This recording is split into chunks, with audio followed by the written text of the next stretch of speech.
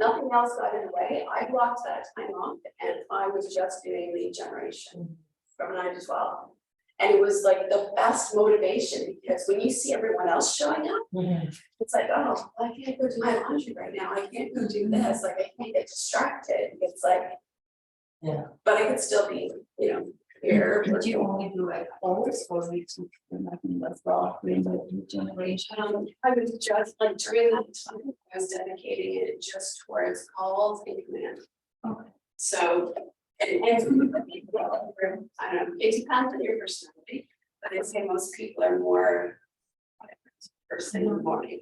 So get that out of the way first thing in the morning and then block some time to go do some, like an hour or whatever else is within your goals. But it's just the best thing, and anyone can be a part of it. It's like they put it out to anyone who just wants to join in. But I'm just finding it so, because we're all in different stages. Like I'm brand new. Shireen is, she's been a realtor. She's had her license for 20 something years. But she took a break while she went to law school. And so she's still doing law stuff, in real estate at the same time. And then Dawn has been a realtor with other businesses and we came to KW, I'll say last summer. So she's kind of just getting ingrained in land and slowly bringing everything over and things. So everyone's kind of coming at it from a different perspective. Dawn's really good because she'll cold call expired, just like Rob does, cold call these different stuff. So whereas I'm just doing Sphere and Shireen is doing both Sphere and law associates. So everyone's kind of coming at it from a different angle and doing different things, but it's okay. It's like it's just a motivational, being accountable to just be doing something. Yeah. Okay, that's our fear. I love it. Yeah, well, maybe let's get that on the other side of the office. No, when I drove in, I was go up here. I literally was just telling mom, like, nobody's showing up today. It's gonna be like just me. I'm gonna just record myself. And Here for you. that'll be it. But okay, cool. Again? Yes, I am. Love us. I know, right? Amazing. Looks good.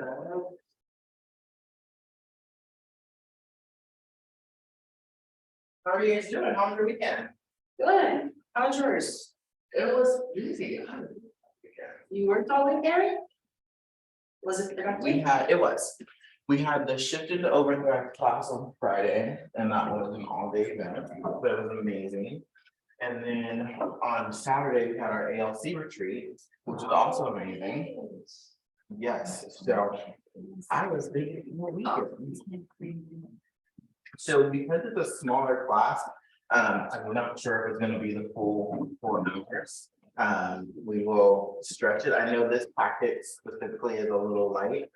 So we will take our time going through it. To move on over here. And you know what, actually, I don't actually enjoy that one. Yeah, that's all good. Why don't you guys come here? Oh, you have the cord. Yeah, there's this Cord over here, or plug in over here. do that. Right there. You're so far away from everybody.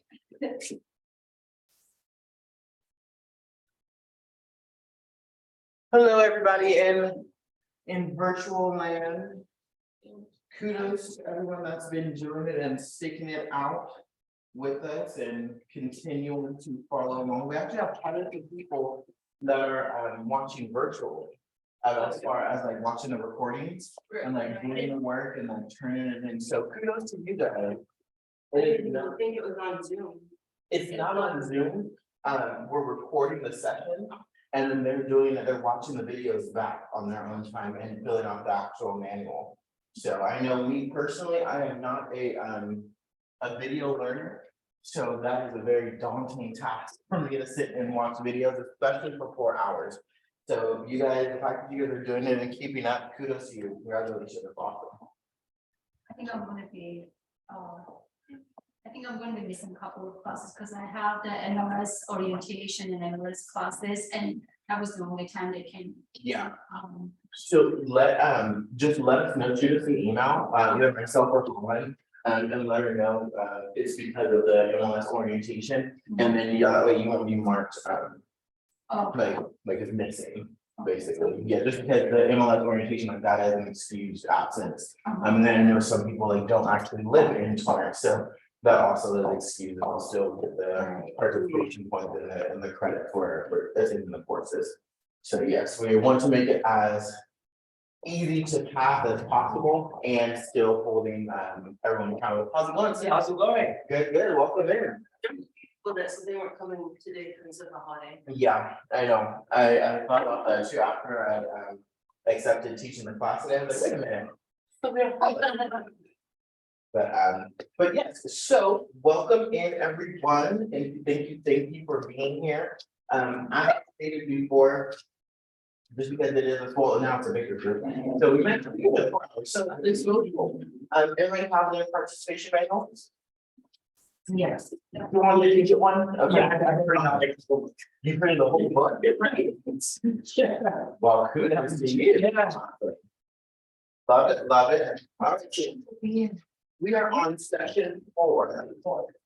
Session 4, define your value.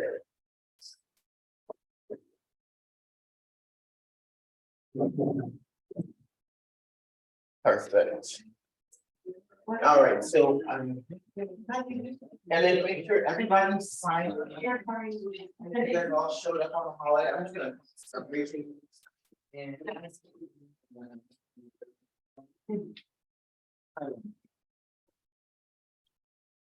right, so diving right in, because it is 10:04, we gotta leave. In session 1, we mentioned that at the end of our first segment, real estate agent of choice, we would conclude with an action plan. And that action plan is to design your value proposition. In today's session, we'll discuss what a value proposition is and the benefits of having one. We'll also discuss how to define your own value proposition by uncovering what makes you uniquely qualified to meet your customers' needs. Knowing this, you'll create your value proposition, practice it, and begin to use it in conversation with potential clients. Before we begin, let's hear about your progress with the daily success system. Has anybody been implementing the daily success system? Yeah, Sarah, yeah, trying. yeah. What have you been finding with it? What are we, let's chat about it. What are we seeing? What are we liking? What are we disliking? What are some things that we need to overcome? What are your thoughts? Does everybody know what the daily success system is? Yeah, so I was just playing Catherine yesterday, so I just printed the second session, I'm gonna do the third one tonight, but I didn't get the daily, so I'll start that. This Good, absolutely, absolutely. And you have a mentor, yes? Yes, Chris Perfect, Ball. perfect, draw help with that for sure. All right. Okay, awesome. So what are you guys' thoughts on the daily success system? Hello. How's it going? Yes. I think it's a little bit difficult to have like a conversation today. I feel like I'm contacting like the same people. I don't have like that many contacts. I agree with that. Got it. I find it hard to find that many people, like, where am I having these kind of conversations? Where am I finding these people? Got it. I can't do the same to people every single day, otherwise. Absolutely. So, everybody do me a favor, pull out your phones. Does everyone have an iPhone? Bring your hand. Android? Android. Okay, so if you have an Android at the top, there should be a number. If you have an iPhone, go to your contacts and scroll all the way down to the bottom. Android. Surprise, surprise. Right, We're just thinking. Martin Luther King and obviously. All right, so what's that number say at the bottom? What's their number? How many contacts you got? 296. Boom. 217. So let's shout out a number. What are we talking about? But Whatever number of contacts you have, how many contacts you have. 456. 456 off.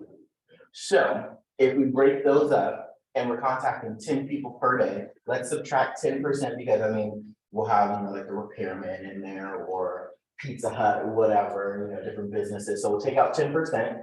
That's our database right there. So if we're contacting 10 people per day, that's enough for a few days. We have, some people have 200, almost 300. It's what, 30 days? Forget my math. That's 30 days, yeah. Yeah, 30 days worth of contact that we can be reaching out to, right? So that's who you're contacting, literally those people. I strongly, strongly advise you, do not cherry pick the people that you call. And what I mean by that, a lot of times we'll go through our phone and we'll see we have all these contacts and we'll say, oh, well, this person's not gonna buy anything right now, or this person maybe, so I'll call them. Or this person I talk to all the time, so I'll go ahead and give them a call. And then we're stuck feeling like, oh, I have nobody to contact. When in actuality, we need to call all of those people, right? So if we're being open and realistically dialing all of those people, those 10 contacts per day, we'll have more than enough, number one. Number two, if we're asking, who else do you know that that could benefit from this information, or who else do you know that might be looking to buy, sell, or invest in real estate? And then we're also being relationship based. So when you're reaching out to them, it's literally just about building a relationship. These are people that you already know, right? So it's gonna be an easy phone call like, hey, how are things? Just want to touch base with you. How's the new year? Holidays are a perfect time to reach out to people because you have a built-in script. It's the new year, so everybody's calling everybody. I'm sure all of you guys have probably gotten one of the chain texts where it's like, happy new year, and like the graphic email they send out to like 50 million people, right? So this is the perfect time for you to set yourself apart, reach out to those folks, strike up a conversation. All the things, how's the family, using the Ford script. You ask them about work, they're always gonna ask you about work, and what is your work? I just started this brand new career in real estate and I'm really loving it. They're gonna ask you, oh, really? What do you see the market doing? Okay, go into that script, right? So now getting those conversations, then ultimately asking like, hey, who else do you know that, or do you know anybody off the top of your head that might be interested in buying, selling, or investing in real estate? Okay. And you understand that now we have people to call. So that's how we continue to build our script and influence and build our database. Did that help a little bit? The other thing that I'm using, which is a little bit all number one, is Happy New Year, but number two, in December, I set up a business page. But I found out that the infographics don't actually can't utilize it until you get up to your followers. So I'm calling all my friends and family to say, hey, I need your help. You know, I just started the business. I've got my Facebook page. Can you just go in? Have you liked my page yet? I can't tell. Have you gone in and liked it? And then it's also building up the extra social media. Yeah. At the same time, so it's kind of a dual purpose and it's a comfortable call. I just need your help for that. But like you say, it starts that conversation about real estate where you can kind of take it to the next level. Absolutely, absolutely. So yeah, so highly encourage you guys, do not cherry pick. You'd be surprised. We told the story last week of how we had the exercise to call, you know, the last 10 people we talked to and ask them for business. And one of the people was my partner, and he ended up giving me 2 leads. And I was like, dude, we went together. Like, why would you not tell me? So you never know where your leads are going to come from. So always reach out to everyone and go from there. Cool. Awesome. Any other, and I love doing this, so any other objections or things you're running into, issues you're running into with processing and doing the daily success system? So can we all commit to completing it today? Ah, you see how I did that? I was Cool. gonna say, if we have more practice during our sessions, then Yes. we can definitely get it in, but with our block, the travel time to and from. Yeah. It becomes a little bit much to try and get everything in while we're going. Absolutely. Absolutely, that's a great highlight. So what I was looking at, and I apologize, last time I did not do it justice properly. And then that was because I was once again skipping ahead and assuming that I knew what the book was going to say and, you know, doing my own thing. So the way that it's supposed to be broken down, it's supposed to be, I believe it is 20 minutes of role play. And then we do 10 minutes of getting our actual scripts together, 45 minutes of actual practice and dialogue of making the calls, and then 30 minutes of updating our database. So that is the proper way that it's supposed to be broken down. So I apologize. I just rushed everything into the last, few hour and a half that we had left, and I'm like, hey, now my call. And they're like, okay, I was supposed to do. So we will follow the system here and get followed. So, any other objectives or things around success systems? Cool, awesome. Can I just say, I'm loving these sessions though. Good, I'm glad. I've been able to get those. Uh-huh. Things, cemented, Mhm. cemented, I guess is a better word. Mhm. I'm still inspired by everything we're doing. so Good. thank you. Good, and the thing about the daily success system, you can take that outside of Ignite, right? Like, you don't have to just be in here, and I don't have to be here, forcing you guys to do it, you guys can do it on your own time, it's easy. If literally that is all you do every time you come to the office is just complete those few items, you will see a change in your business in a very short period. And probably about that. Oh, $25, right? So yes, you guys just do those few activities daily, you will see a change in your business. I can 100% guarantee that.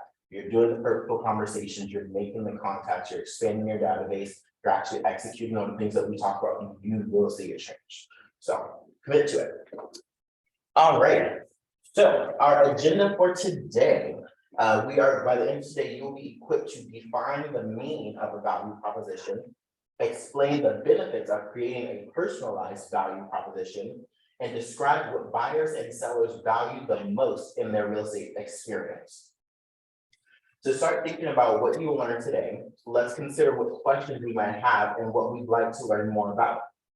Find a partner and you have a 5-minute conversation about your questions and what you'd like to learn more about. Jot your notes down in your participant guide so that it stays top of mind. So you guys can break up into 5 minutes. If you would like to come up here, or somebody come up here, get some partner up, and then just discuss.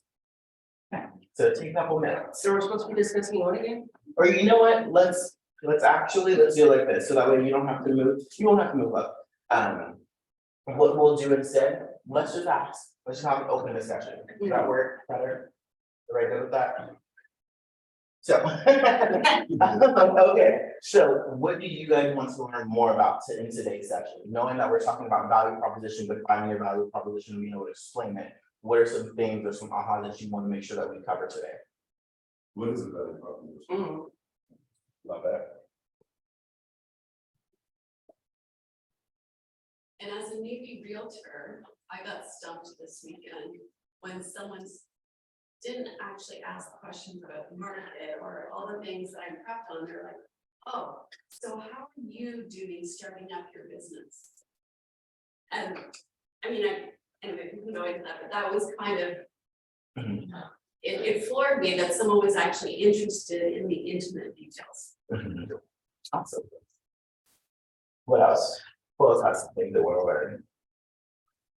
Or are those the two main ones? What is the value proposition? Yeah. Yeah, And just the type of services you provide, right? that's exactly it. What is your unique value? What do you bring? What sets you apart from the other agents? I mean, there's what, 10 agents in here? Yes, 11. Yes. I guess for me, like a unique thing I could say is that like I'm in like a younger generation. Like in like. Really. No, I think you're just on the right track. Dive into that a little bit more, and we'll go through, when we're going through the material, we'll definitely dive into that a little bit more for sure. So I think that is awesome. Who else has any ideas on what a value proposition is?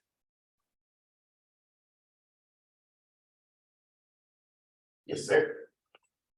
I want to kind of learn how to maybe shift my value proposition Okay. from previous. So some people know me as trophy guy, well, most people know me as trophy guy, but I was shifted into now this, what I mean. Yeah, no, absolutely, absolutely. And you mentioned that was something that I had to do actually with, you guys, a lot of people have to do, with your family specifically. Especially parents, I had to convince my parents to use me as a realtor. Because they didn't see me as a professional, they saw me as their kid, and they were changing the diaper, then they saw me getting in trouble. It's like, you're not responsible. But you guys my age, and I'm like, actually, this is the value that I bring and this is what I do on a daily basis. Yeah, and I really had to like sell my dad on Udemy, like this file. And he's still like on the fence, so. So yes, I love that, definitely shifting other people's perspective of you and it means seeing the more professional life for sure. So it's like building persuasive skills. Almost, so a value proposition is literally what you bring to the table. What is your value? What value do you offer? So when we're talking about shifting our value proposition, like I said, my parents saw me as their son, and that was it. Like there was just nothing else outside of that. As the kid, and some of you may be able to attest to it, there's nothing that your parents don't know, right? They know everything. There's no way that you can possibly know more than your parents. And so when it came time for, us talking about the home buying process, it was hard for them to accept the fact that I was skilled in an area that they had no idea about. And it was hard for them to accept that I could teach them something, so that's what we mean when we're talking about shifting a value proposition. So as a kid, I didn't have one, but now as a professional, this is the value that I bring, this is what I can teach, this is what I can show you. And so in that specific scenario, as you mentioned, you're known as the trophy guy, but shifting that, no, I'm not the trophy guy, I'm a real estate agent, right? So just shifting that perspective. But yes, so we'll dive into the value proposition. Thank you guys for sharing. As we go through the content today, listen to hear if any of your questions are answered. If you, I will make sure we get through them all. All right, so we will start our session today by learning about the value proposition and discussing the benefits of defining your value proposition. Let's begin by understanding what a value proposition is. Knowing what skills and strengths you bring to the table will give you confidence in running and growing your business. Therefore, it is important to know how to express your value when interacting with your clients and potential clients. Let's talk more about what your value proposition is. Your value proposition is a unique, memorable, and persuasive statement that expresses the true value of working with you. It addresses the specific and special needs of the buyers and sellers in your market. It states what you will do for your client to earn your commission, and it holds you accountable to high standards. Remember that one of our beliefs in the Y4C2Ts is commitment in all things. Your value proposition ultimately is a promise to fulfill your client's needs.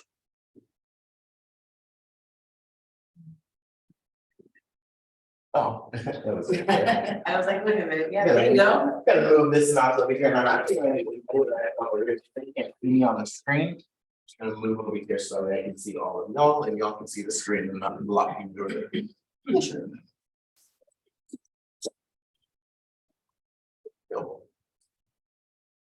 Cool. So what are some examples of how your value proposition can align with the Y4C2Ts? Do everybody know what that is, our belief system? Win-win or no deal, I really do the right thing, all of those. So how can your value proposition align with that of Keller Williams?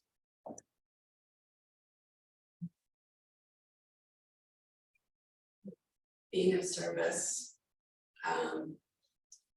being honest and truthful, being client focused. Yeah, absolutely. Being confident, knowing your market, knowing what you, like you said, bring to the table and following. Yeah, for sure. Anyone else? That win-win, always trying to negotiate and be proactive and acting in the client's best interest Absolutely. to get the win. Absolutely, specifically with win-win or no deal, you ensure that all who are involved in each real estate transaction will have the best possible outcome, yourself included. With customers always coming first, you prioritize understanding your client's needs because buying a home is one of the most expensive purchases they will ever make. Equity opportunities for all, you advocate for underserved populations. So those are all great examples that you can incorporate into your very own value proposition. And then at the end, when we get to it, I'll share my value proposition and how I kind of came up with it. Cool.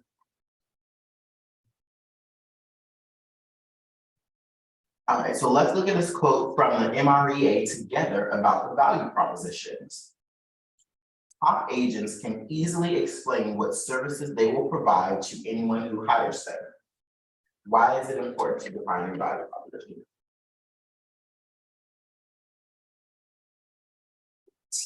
Yes. I guess it could be like important to see if you're like a right fit for the client. Cause I guess they're probably like looking for something in particular and hit certain aspects, and so. Having like a meeting and like talking about your values, it's probably good to see if you guys connect in that way. Absolutely. I think you're definitely on the right track with that, for sure. Yes, sir. I would say that it would make maybe a potential client comfortable that to know that, hey, this is someone that I can work with. Take a look at what I need and you know, just making the client comfortable. Absolutely. So, who else?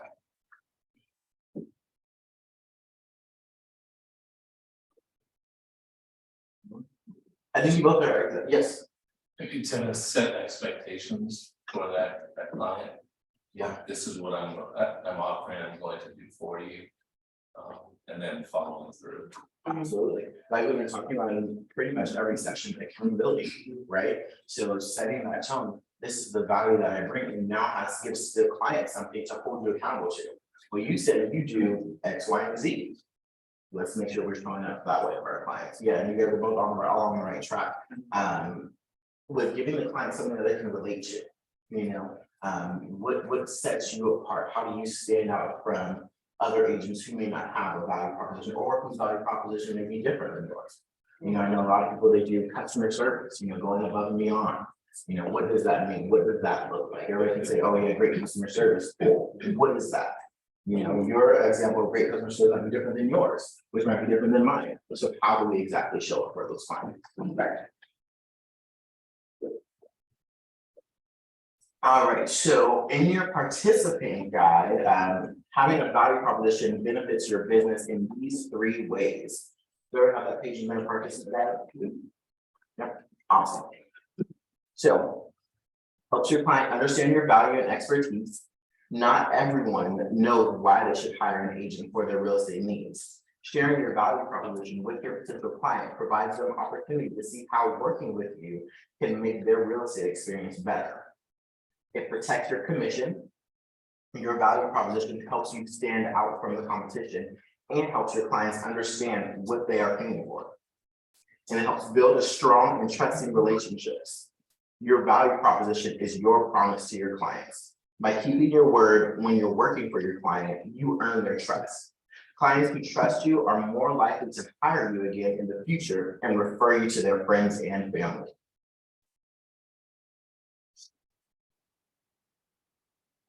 When learning how to define your value proposition, your personal value proposition, it may be helpful to look at examples of value propositions from well-known and successful companies. So let's break out into 3 to 4 groups, and you guys can choose 2 examples that we discuss what makes these examples successful value propositions. So give it a couple minutes. So you guys are already kind of in rows if we want to do you 3 work together, you 3 work together, and 3. I was winging it, and it worked out awesome.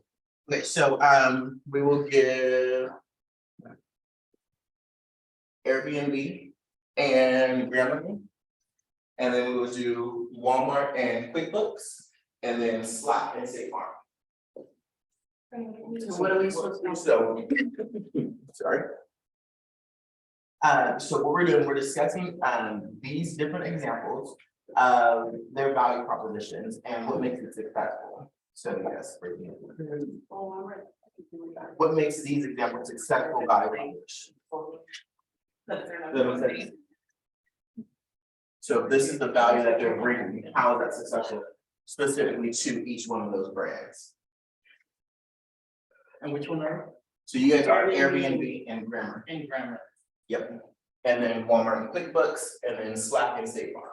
We're basically discussing how their value proposition helps their company. Yeah. Yep. Is everybody familiar with all of these? No. So everybody know what Airbnb? Yeah. Grammarly? Yeah. It's like the money. So Grammarly, it's basically,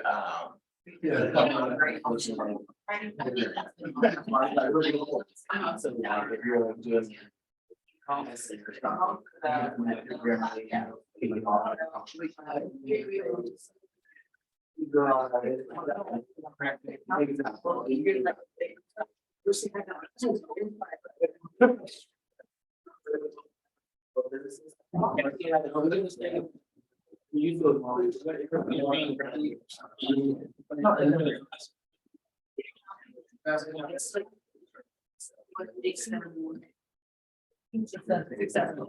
You know, I like.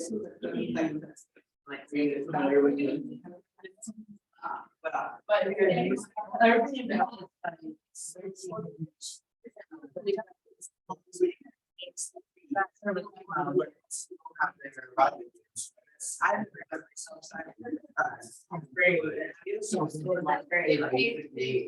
it's like when I'm home. Yeah.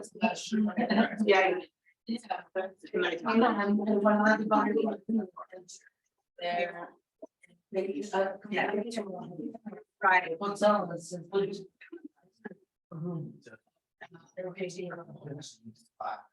the region. That's why the plan is. That's what I think. Because they have to be. Yes. For family. Yeah.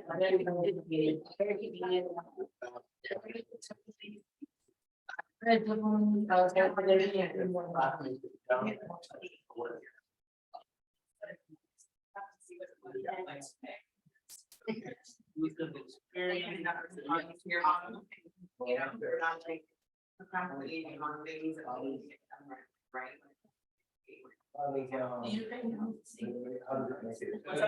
They're almost gonna be. Yeah.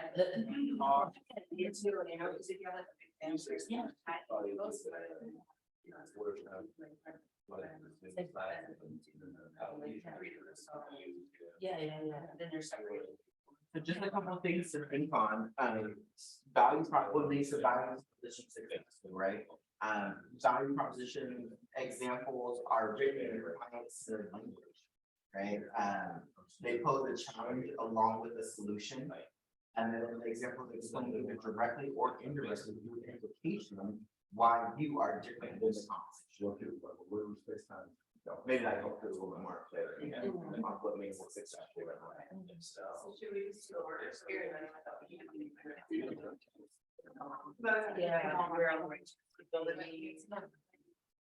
What makes.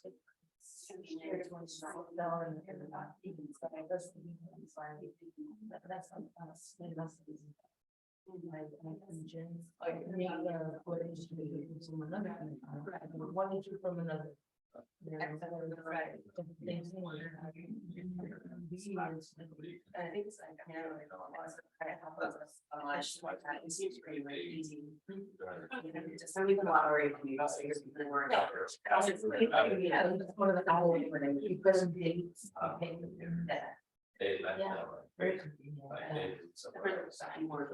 All right, cool, let's agree that. No, we're supposed to do a There's probably something straight. That's more something that, you know. Yeah. Yeah. Squares.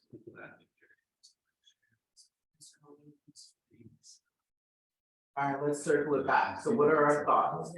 What do we come up with? Okay, so for Airbnb, we said it was more convenient, very an exclusive experience. You know, you're able to like cook in there, you know, like going to like a hotel where you're, you know, they have a kitchen or you can't cook in a hotel. The cost is convenient, they have their app, you know, so it's like a good experience overall compared to its like competitor. So will we say that their value proposition is accurate of what they offer? Yes.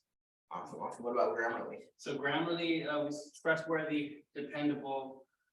You know, it helps us like when we're sending out emails to like clients, making sure that, you know, we're not sounding crazy. Yeah. You know, and they're not doing this, doesn't know how to spell or, you know, use punctuation correctly. So is their value proposition successful? Yes. Awesome. What about Walmart? For Walmart, I mean, big savings, right? Big savings and convenience. They have a lot of locations, they have a lot of products to choose from. So I think that helps in gearing towards, most of the, demographic that's out there in the country, we all need that in our lives. So they definitely are really huge on customer service. And yeah. Awesome. What about QuickBooks? We were kind of saying this, makes things more like, it makes things easier and more efficient. So it's like saying it sends invoices in minutes and we get paid in 2 days. It's like saying like we do things quicker than it might be able to be done with one. The systems that they have make it easier for your business. Awesome. State Farm, here to help life go right. We really didn't talk about State Farm, we talked more about. Ease of use, and I guess, making it easier for like a team or a workforce to, not be all together. Yeah, awesome. I think something else to kind of point out, when you're thinking about all of these brands, the things that are in their value propositions. So immediately what you think of, when you think of Walmart, you think low prices, convenience, tons of different brands, they have everything in there, right? It directly correlates to the value that they're giving to their customers. Same thing, Airbnb, Slack, all of these examples are great examples of a unique value proposition. And the fact that these are all leaders in their respective industries, right, kind of shows that. Awesome, great job. All right. Sorry, I was just gonna say, thinking about State Farm, I had a conundrum with that one because. Like, obviously, it is a leader, they make a lot of money, they're well known. But compared to some of the other ones where you think of value associated to it, everyone goes for either the lowest price or, a recommendation from someone they know. So you wonder how successful their proposition is. They've set what their intent is, but are they just targeting a particular group, or is it mass? So I think it's the fact that you use those specific words directly correlates with real estate and what we find in the industry, right? So obviously there's tons of other agents out there, right? And what sets us apart? What value do we bring? Because there's always going to be an agent that's willing to do it for a lower commission amount, but the service that we actually provide, what does that look like? So yes, things to think about for sure. Awesome. So this should also be in your participant guide. So far in Ignite, we discussed your value that is enhanced by being part of Keller Williams, what it means to serve as a fiduciary for your clients, and the importance of being a market expert. So let's connect what we have learned so far to your value proposition. So how does being a part of the Keller Williams family bolster your personal value proposition? It's a well-known name, Mhm. everybody knows it. It's not one of them, just Yeah. random. You'd be surprised how many people don't. Yeah. I have chatted with quite a few people and I'm like, oh, yeah, Keller Williams is. Heard of that, I'm like, we're I mean, they're one of the top. not one of the.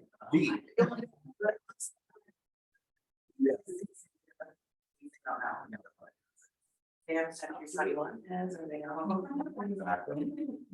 But yes, no, that's a great, great.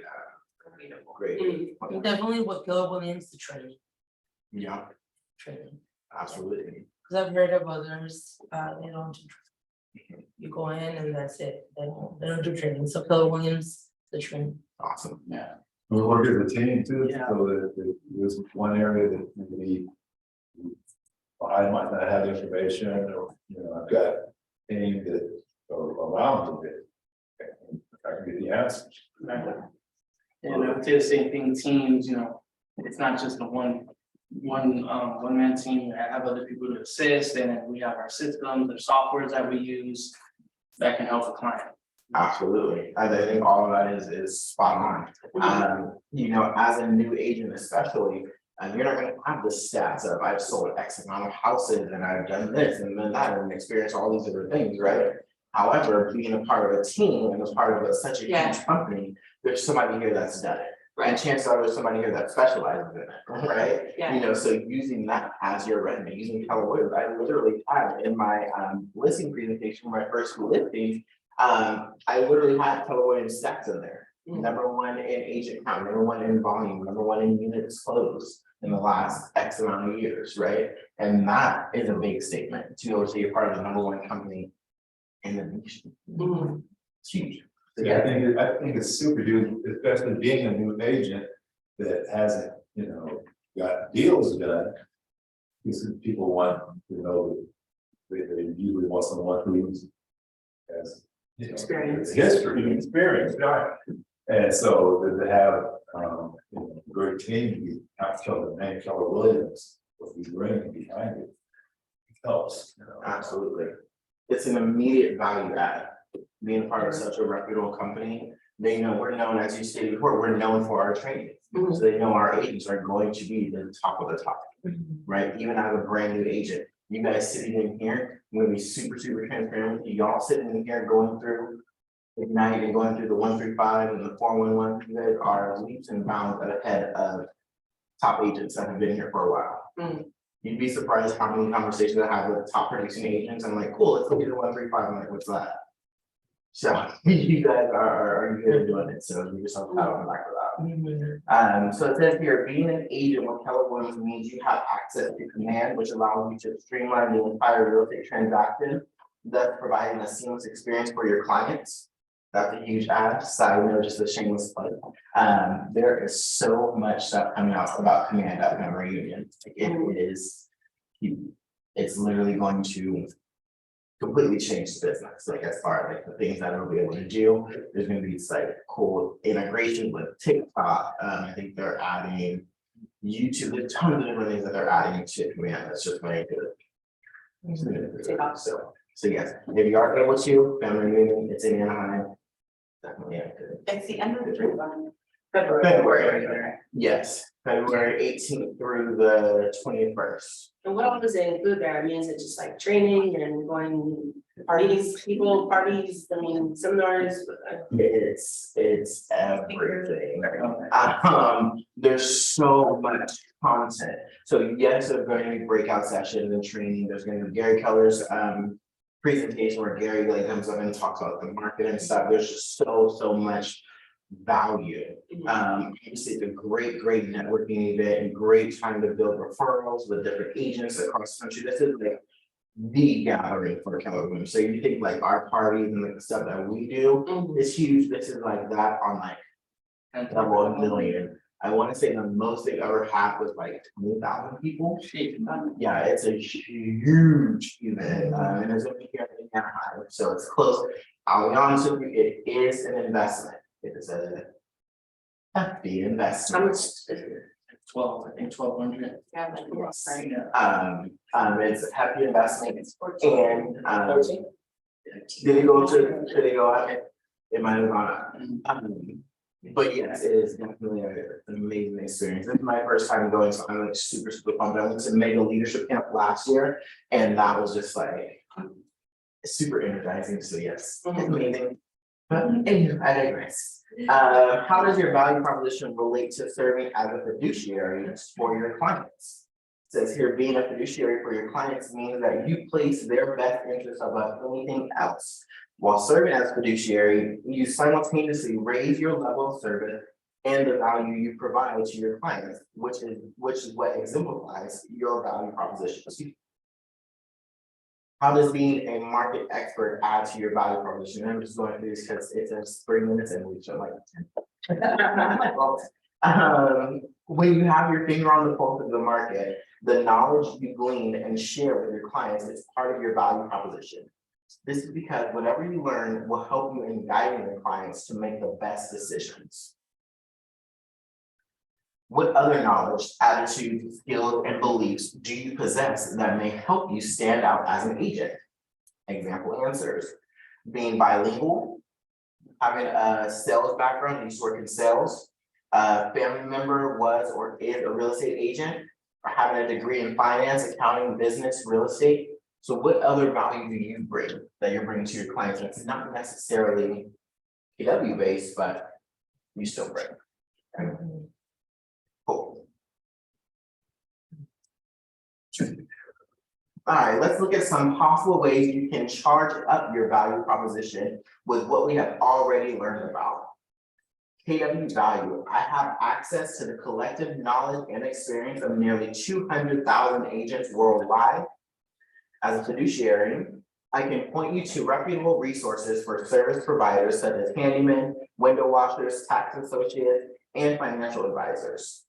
As a market expert, I can help you price your home to sell because I am very tuned into the market of the moment.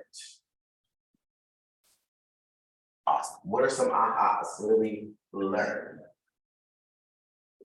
Aside from variations. Should I start from the beginning? So what did we learn? What are some things that we picked up on that we maybe didn't know? Are we kind of getting an idea of what a value proposition is? Yeah. Well, we're gonna actually create ours today, so. It's not just, I guess, my aha is, it's not just about what I'm bringing to the table, it's that collective, what KW and we bring, and there's value in all this learning that we're doing. Yeah, absolutely. I mean, just kind of going back to the example of the value propositions, right? Most of these, none of them actually say, I am just because I am, right? It's like, oh, well, Walmart, easily like we're Walmart. Like what more value do you want from Walmart? You guys know that's what we do, right? So there's so much more that they say about the services that they provide. It's not just based around dollars. Right? I was just gonna say that us being new agents, you know, or obviously, we don't have as much services technically that we can provide as maybe per se seasoned agents. So like, I know what I bring to the table, I know what my value is, and I know what I can offer. But, you know, there's things like, you know, additional things like, you know, other agents can offer staging and they can offer cleanup and they can offer, you know, like all these things that we're not necessarily capable of doing yet, or maybe within the budget. I don't know, what are your thoughts on that? Like, so that's I typically a big thing to a lot of, you know, obviously sellers. So I hear where you're going with that, and I would just think that, you know, we may not be able to go out and pay for top of the line stages, right? However, you can go in and stage the property. Yeah. So that's still something you can add, right? As far as cleanup, I mean, I'll be the first to tell you, I'm gonna be a little cousin, we're gonna do this. If you want, I'll even talk them into how to move, like, Yeah. you know, so we can offer those things. It's just about getting creative with how you do it, right? And obviously working within your means. I'm not saying go out and pay, you know, $3,000 for a stager, you know, go in there, stage house yourself. You have now KW Style to Design, which literally helps and outlines, you know, templates of how you can renovate a specific space. You know, so being able to do something like that, that's the value. When we say the value of KW, those are the things that we offer that you do have access to, that you can provide, you know. So yes, I get what you're saying. Right, and I guess like the more knowledge you have, the better your value proposition will be. You know, that. Yes, and not forgetting to add what you already have. You know, add what do you already bring to the table? You know, anybody in here bilingual? Huge value add. Right. I only speak English. Very little Spanish. You know, I took it for 4 years in high school, but that's a huge value add. You now are able to appeal to a whole other market, right? Like I can access. That definitely sets you apart for me, right? So capitalizing on this thing, then I'm sure you guys have been speaking different languages for years, so it's just like one of those things in the back of your mind, like, oh yeah, I can do that too, not really putting as much value on it as you should. You know, definitely have that on your business cards. That's huge. Have business cards in a different language. Granted, the contracts are all in English, but still, that's a huge that you can bring in specific marketing. I'm working with an agent that speaks Japanese, and she has specific marketing for Japanese clientele, so they can understand what she's saying. right? That's a huge, huge value add. Anybody have any sales experience? In the past? Huge value add, that's awesome. I mean, I sold memberships at InShape and 24-hour fitness. So I have a little bit of sales experience, but you know, what other things outside of just the classroom can you bring to the table? Outside of you being a real estate agent, can you bring to the table? I did theater for 4 years in high school. That's value add. That's how I can get up here and do all this and be super animated and not care that you think I'm crazy. You know, so what other things can you bring to the table? So what did you say you did? They might think I'm crazy, yes. So I did theater for 4 years in high school. Yeah. So public speaking is like easy for me, like this, anybody else would freak out, like do another Ignite class, another 4 hours, like they're like looking at me and asking questions, like what do? I'm like, yeah, whatever. I'm probably gonna go with it and see what happens, let's see what we get. I think should get that last time, I just wing everything. But yeah, so putting those pieces together and defining your value proposition, so we're gonna dive in a little bit more. So what matters to buyers and sellers? An important aspect of designing your value proposition is understanding what matters most to buyers and sellers so you know how best to position yourself. So this should also be in your participant guide. Understand what buyers and sellers want out of their real estate agent, out of their real estate experience isn't complex, yet it requires that you know the purpose of real estate. The purpose of real estate is different for buyers and sellers. In the Millionaire Real Estate Agent, Gary Keller explains for buyers, their goal is to find just the right home at the best price, in the right time, with the least number of problems. Gary Keller also explains for sellers, their goal is to net the most amount of money in the shortest amount of time with the least number of problems. If you have not read the MREA, I highly, highly, highly encourage you, especially while we're going through this course, take it out, go through it. It's literally the real estate Bible. I went to go get it on Amazon and it's sold out. Audible. I don't know why, but I have it on Audible, I have it on Apple Books, I have a physical copy. So yes, I am surrounded by MREA. What is it? The Millionaire Real Estate Agent. Okay. Yep. And then let me know, I think we're processing an order for more books. I think that's like on our never ending fast list of things.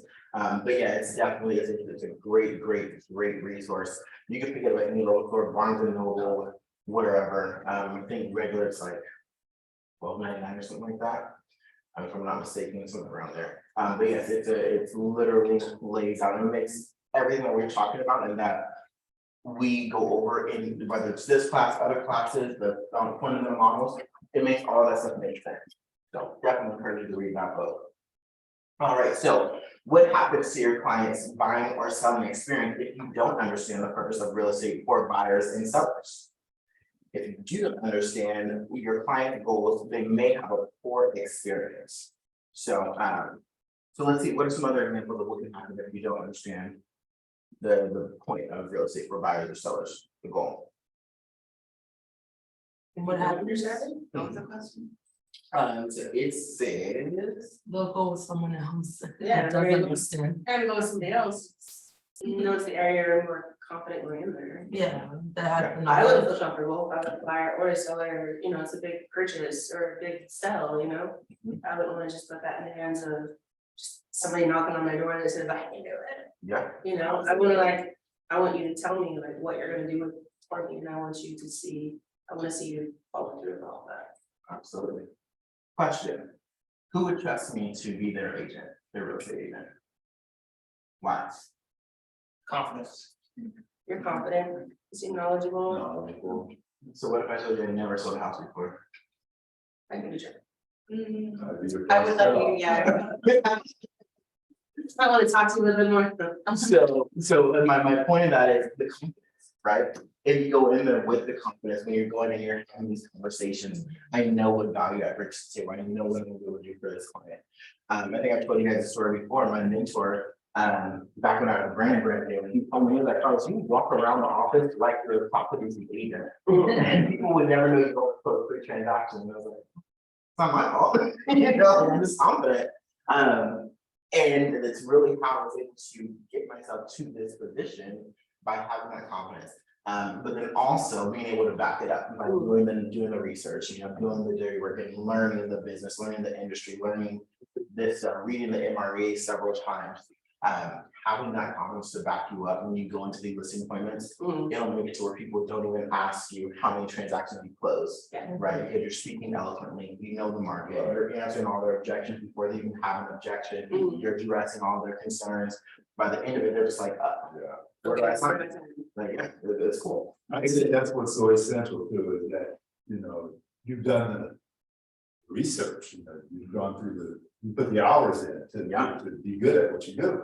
Absolutely, absolutely. Like I said, everybody raised their hand to let me be their agent. Nobody asked me how many transactions are closed. Nobody asked me license, nobody wanted to sit and interview me, but having that common, that presence, right?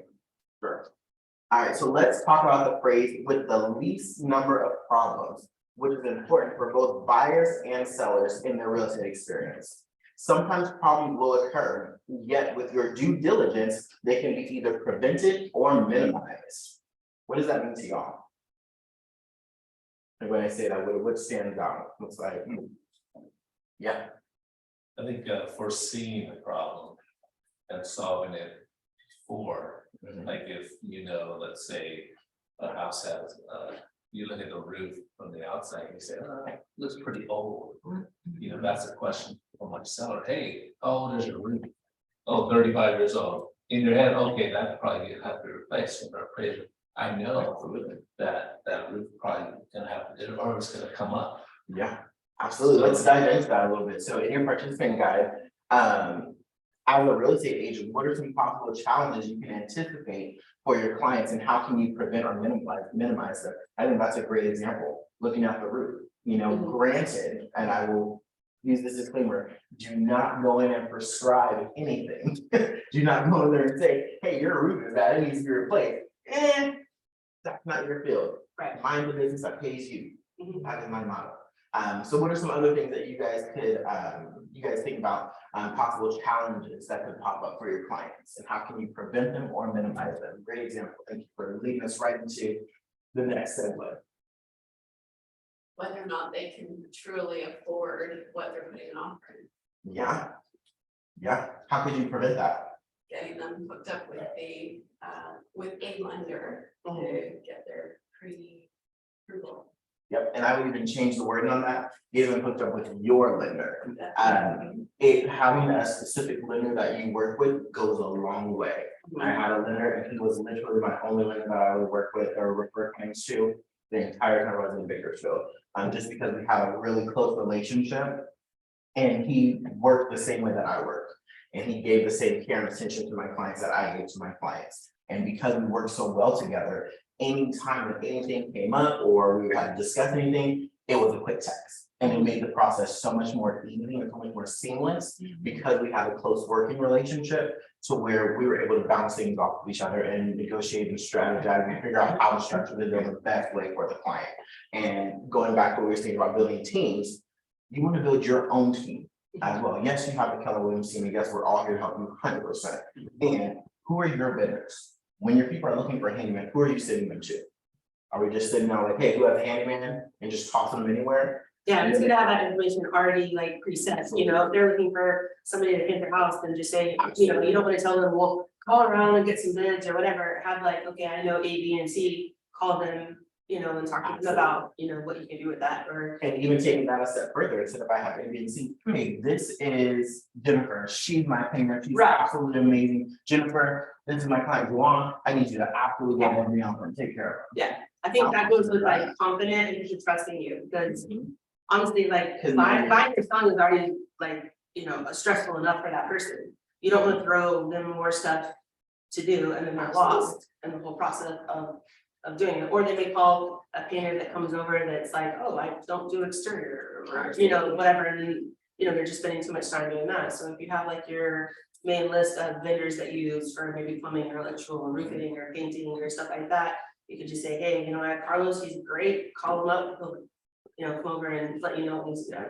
Absolutely. And now you're the expert, right? So whenever they think of anything, they look at you. I had a client come back to me a year later and was like, hey, been using this home warranty company Do you have another one? This one sucks. They're not answering my questions. Yeah, sure, here's another one. Boom, there you go. Let me call. But you're still giving them the control to choose, Mhm. you know, you're not just being like, hey, use them and that's it, you know, you're still giving them the control to do it. I was just gonna say, for those that don't know, you guys have a preferred vendor list here, right? So for anybody that doesn't know anyone for anything in particular. Our KW felt they had that list, so refer to theirs if you don't know anyone. I'll pay you for saying that. But you know how important it is, you know, working a lot here with my agent, I know everybody always asks for something. Even if it's for landscaping, even if it's for like painting, cleaning, you name it, it's good to always have. Paying, life insurance, flood insurance, all of those things, right? It's a great way to leverage other businesses, and what we talk about not in this session, but on our own time, building those business to business relationships, right? Like, hey, I'm referring one of my people to you for termite clearance, and for termite work. Can you send anybody that's having work done, that's talking about buying or selling my way? Why not? I scratch your back, you scratch mine. It's still a business relationship. Right? Anybody that comes in and says they were referred by Carlos, you give them 10% off. Anybody that comes to me and says they were referred by Jennifer, I'm going to do X, Y, and Z, or they get extra on their closing gift or whatever it is, right? So, helps out. Awesome. So, any other challenges that you guys might think of being able to foresee or to prevent or minimize? Maybe like mechanical links. Yeah. Yeah, for sure. I think also HOAs, knowing what the HOA requirements are. Knowing how an HOA works, in reference to a transaction, one of my transactions. I didn't know that the HOA had to have specific reserves in their account. They had to have a separate reserve account. And our deal almost fell out because they did not have enough in their reserves. And that could literally catapult the whole deal. Not that I did anything wrong, not that my client did anything wrong, or the seller did anything wrong. It was literally the HOA was going to blow the entire transaction. So literally have them call a board meeting and have all of the members of the HOA come and figure out how they're going to address the reserve issue. So different things like that. Any type of like foundational issues, or if you see pooling anywhere on the property, you know, something for the inspector to definitely look at. If it's in a wet area, there's mold, or you think there might be mold, don't say there's mold. Have an inspector come in and check it out, right? A good way to prevent everything, having the inspections done. There's a form called BIE, Fire Inspection Elections, and they can literally go through and check all the different inspections that they want to have. Definitely making yourself familiar with the different inspections that are available and advising your clients on those. Cool. And I guess becoming familiar with local escrow processes so that you can anticipate or understand when the timings are, know how to schedule yourself so that you're always on top of when something is due. So that you don't necessarily fall out of escrow because you forgot to remind your client to get something in. Yeah. Absolutely. Having a solid TV, sorry, I'm technically making sure we have snacks for today. So let me make sure that went out. Promise is not personal text, can we get snacks? But yeah, no, I think you're spot on with that. Having a solid transaction coordinator and then having also a time or a system that you utilize to keep you on track with those dates. You do not want to have the conversation with your buyer, with your seller, that hey, the inspection or the contingency is expired, or we didn't get them signed properly, and now the buyer's pulling out and you don't get to keep their deposit. That's kind of good. Yeah. I've had that conversation before. No, man. It's not fun. How many times do you think I had that conversation? Once. Exactly. But yeah, it was not a fun conversation. Granted, luckily the seller was nice about it and didn't, you know, really chew me out the way that he probably should have. And it sucks. It just costs your client X amount of dollars, and it was like Just $3 for the grand. whole date, you know. Just by missing a date, yeah, or being preoccupied. I know out here it's probably a lot higher, but basically $3 grand, but $3 grand is $3 grand. And now they're not getting to keep, and they've been in escrow for X amount of days. You know, top of the whole process, Yep, absolutely. also being available and responsive. It said in here, your seller is having second thoughts about selling their home. To prevent or minimize challenges, You can do a comparable market analysis, a CMA, remind sellers of their motivation to move, remind sellers about their destination, and discuss the risk of starting over. Same thing with buyers, just like I said, just the way that the seller missed on the deposit, there's also the opportunity or the scenario when the buyers miss out on or have to leave their deposit to the seller, like, hey, it's been 21 days, we are out of our contingency period. If we cancel, the seller gets to keep our deposit. Yeah. Yikes, right? Just reminding them of that motivation. What are general strategies you can have in place to prevent or minimize conflict? So we kind of went through that. I said, understand the mindset of buyers and sellers, communicate often with all stakeholders, spend enough time with your clients. So I want to focus on that for a second. Communicate often with all stakeholders. When you're going through escrow, it is so easy to get caught up in the back and forth of the paperwork and forget that you're actually serving a client. And so I encourage you guys, have a set date and time that you talk to your clients. Whether it's in the mornings, in the afternoon, whatever it is, especially when you're in the escrow process, because there's going to be a waiting period where there is literally nothing coming across. And it is easy for them to be like, am I still in escrow? Am I still in escrow? So you staying on top of it and having that communication schedule with them will go a long way. Even if it's just a message, like, hey, I'm going to set the expectation in the beginning. Hey, every Wednesday, I'm going to send you a text, checking in with you, letting you know where we're in the process, what we've done, blah, blah, blah. Side note, Command actually has it built into their system that you can actually send client updates. So they will actually get an email of exactly what's going on. Have it automated, it makes it super, super easy. You don't have to go in and draft anything. We'll automatically go out, we're checking things off the list. Here's what we completed this week, boom, boom, boom. You got kind of My sister just sold her house last year. She said that's one thing that she wish the agent would have communicated a little bit more with them. Assume that she knows everything. Absolutely. You guys are responsible for hundreds of thousands of dollars of these people's money. The least you can do is talk to them. I was actually gonna say, once you have a client, it's like you have to have a conversation every day. Every day, like at least, shoot them a text and how's your day going, and keep them updated. Keep them updated for sure. I will say having a system around it will help. Every day might not be scalable. It is now when we have one client and it's easy to hit them up every day. Cool. What are we doing when we have 10 clients in a day? No, when you have one client, then not a good client. Exactly. Keep them updated, every day. It's gonna be a top producer.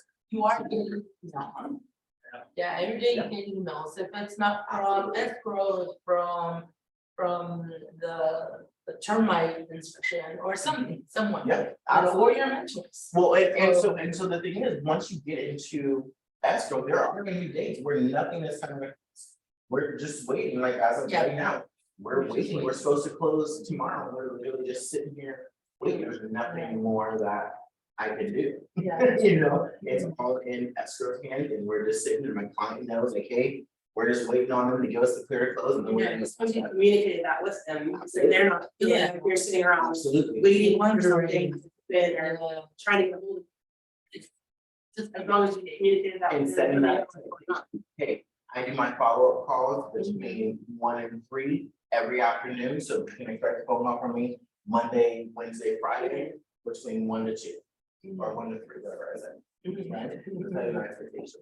Awesome, perfect. Spend enough time with your clients, handle or closely oversee the contract to close process. Anticipate challenges and take preventative action to avoid them. Look for creative solutions.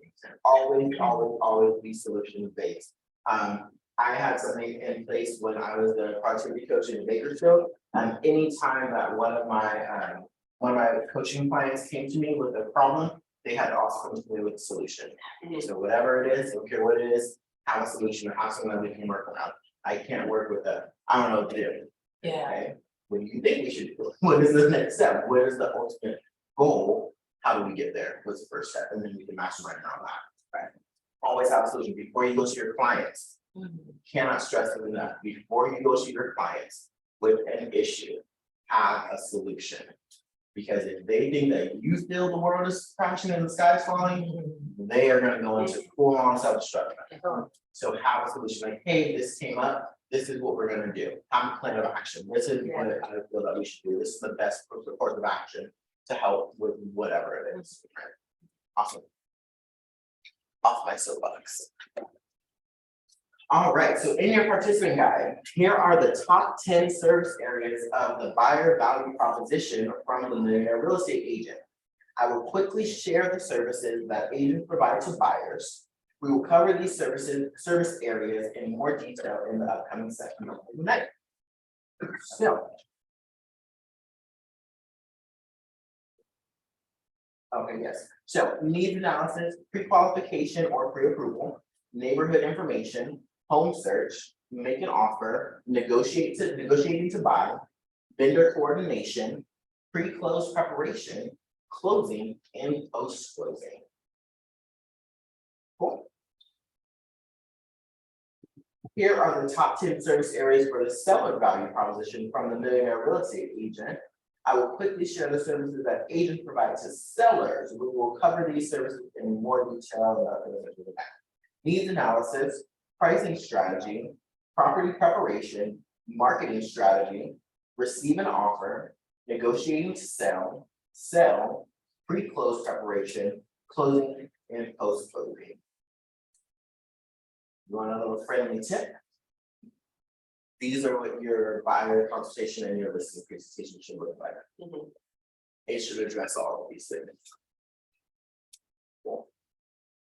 So when you're building your buyer's consult and your listing presentation, referring back to this. Okay, cool, these are the things that I need to have in here, the things that I need to have in my presentation to address.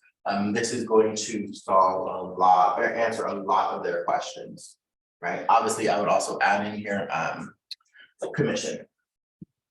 I personally address commission in the listing presentation because I don't want any objections about it. At the end. That is like the one, it's addressing the elephant in the room. It's like a big question that everyone's gonna ask, like, what's your commission? So if you address it in the listing presentation, boom, there's no. Questions. You have a preferred period of time to get that out, like, you get that out right away, or is it wait till the end of the presentation? Yeah, so good question. I actually built it in, so right after we go over the pricing strategy and the marketing strategy. So what I want to do, the way that I built it this way, I'm showing you everything that I'm doing, all of the different things. I'm showing you the examples of the flyers that I'm going to send out and the open house that I'm going to do, and the marketing strategy that I'm implementing, and the buyer's acquisition strategy that I'm implementing, all the different services that I provide. Then I'm going to hit you with that, and my commission is 6%. Because now you see all the things that I do. Yeah. Here's my commission. Yeah. They're in direct correlation, right? I do all this, this is what I charge for all of this. Yeah. Because then there's no like, oh, well, can you lower it? Like, well, what service do you want me to take up? Oh, exactly. Marketing. So there's script on that, don't say that. We can talk about how we actually say that. All right, so this also should be in your participant guide. Over the next 4 slides, we are going to look at data from the 2021 report from the National Association of Realtors, or NAR, on what matters most to buyers and sellers when they hire an agent. Now let's look at what buyers want most from a realtor. This graph covers the top responses and categorizes everything else as not copy it, not copy. Help find the right home to purchase, 52%. Help buyer negotiate the terms of the sale, 13%. Help with the price negotiations, 11%. Wow. Other 24%. That's huge. That's a lot for everything. Yeah. Yeah. Yeah. So it could be like, for buyers, it could be, customer service. Personal Maybe attention. personal attention, communication, all these different things. If we really have them break it down for everybody that they ask, so we're really like a different answer for everyone, right? Because these are important to people, but these are like the vast majority. 52%, their main focus is on finding the right home to purchase. That's huge. So what are some aha, let me see, what are some ahas from you guys on that? I'm looking at these numbers, yeah. I think based on that, you have to have a really good interview with your buyer. To find out what exactly they really want, not just, I need a house for 500,000, Yeah, 100%. you know? And also and your value proposition, that you stress that you're gonna be able to help them find the right home purchase, which is 52%, that's the main concern. So you address those main concerns. Yeah, absolutely. It just occurred to me that, you know, everyone's needs, wants are different. So if your focus is on helping them find the right home, then we need to be really good at isolating what is their definition of the right home, to be able to find that in the most expedient manner that they want. Yeah. So that it doesn't become a lengthy, time-consuming process. Absolutely, absolutely. Couple of things, without anybody else want to share. So a couple of things with that, I think you guys are spot on. That buyer consultation, honestly, in my opinion, should be no less than an hour. Doing a buyer's consultation, an actual in-depth, and it's not just like, hey, tell me what kind of house you want, you want 1, 3 bedrooms, 2 baths, cool, 2-story, no, okay, awesome, let's go look. No, it should be really in-depth, asking those probing questions. What does this mean? Why do you want a house with a pool instead of without a pool? Is that a deal breaker? Why do you want a 3-car garage? Do you need a shop in there? Asking those probing questions, those secondary questions to really get to the root of what they're looking for. I'll say something that's kind of problematic. Sorry, guys. Buyers are liars. A lot of times they'll go in saying that I want this. I had a guy literally showed him 30 houses. He told me he wanted a move-in ready house. So I'm showing him move-in ready homes. And then he's sending me homes that are fixer uppers. And he's like, oh, I'm doing some work. And I'm like, but you told me you didn't want that. You didn't want it move-in ready. So my whole search was on move-in ready houses. And now you're sending me something totally different. He was sending me condos as well. And you said you wanted a single family, you didn't want a condo because you didn't want to be next to people. So I say all that to say, asking those extra questions, really digging deep into what their motivation is and what they're looking for. That's going to help you be able to isolate it to really show up with that 52%. Something else that really stood out to me that I thought was really, it might just be me. The price wasn't the main thing. Right? Like that to me, when you go into it and you're like, oh, I'm gonna buy a house and this is my budget, you would think like that's the most important thing, right? Like I have to save in my budget. That's not what's most important. Yeah. The most important thing is finding the right house. Doesn't say whether it's above price or below, but finding the right house, whatever that perfect home is. Now, I'm not saying if your clients are pre-qualified for 300,000, you're showing them homes in the million. Right? That's gonna be perfect for everybody, right? But really focusing in on what their needs and their wants are and staying within that budget, obviously. But it really showed that that was the most important thing for them. So I thought that was not for me. And then let's see. So, so you guys asked what's included in the other. Once again, not reading. Help with paperwork was 8%. Determine what comparable homes we're selling for, 6%. Help determining how much the home buyer can afford, 4%. Help find and arrange financing, 3%. Help teach buyer more about neighborhood or area, restaurants, parks, home gentrification, 2%. Help finding renters for the buyer's property, less than 1%. And then the last 2% is also other, in the other category. Other. Now, it does not say what that means. Yes, cool.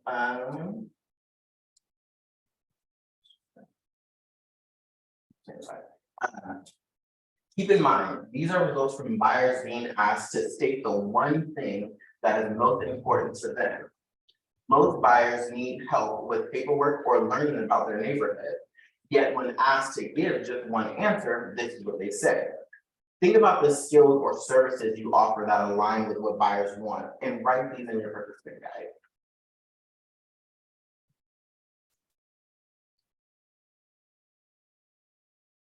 When asked the most important factor in choosing a real estate agent, these were the top answers from buyers.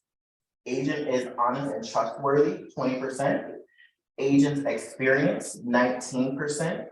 Reputation of the agent, 17%. Other is 44%. So, and it breaks down other again. Agent is friend or family member, 13%. Agent's knowledge of the neighborhood, 8%. Agent has caring personality / good listener, 6%. Agent is timely with responses, 6%. Agent seems 100% accessible because of the use of technology like tablet or smartphone, 4%. Active in local community and volunteerism, 1%. Agent's association with a particular firm, 1%. Professional designations held by agent, 1%. And then other in the other category, 4%. What are some aha around that? The professional designation and the company that you work for, it's kind of like you think that they may be more interested in someone who a known company, so you hear simply doing one for the longest, or whatever. And then, they want to know I would think that you want to know how much knowledge the person has, I mean, what designation do you have? I don't know. Maybe you have more than just an agent, we can bring something else to it. I would be more than just 1% the other. Right. So what I found, especially with agent is honest and trustworthy, being with 20%. Yeah.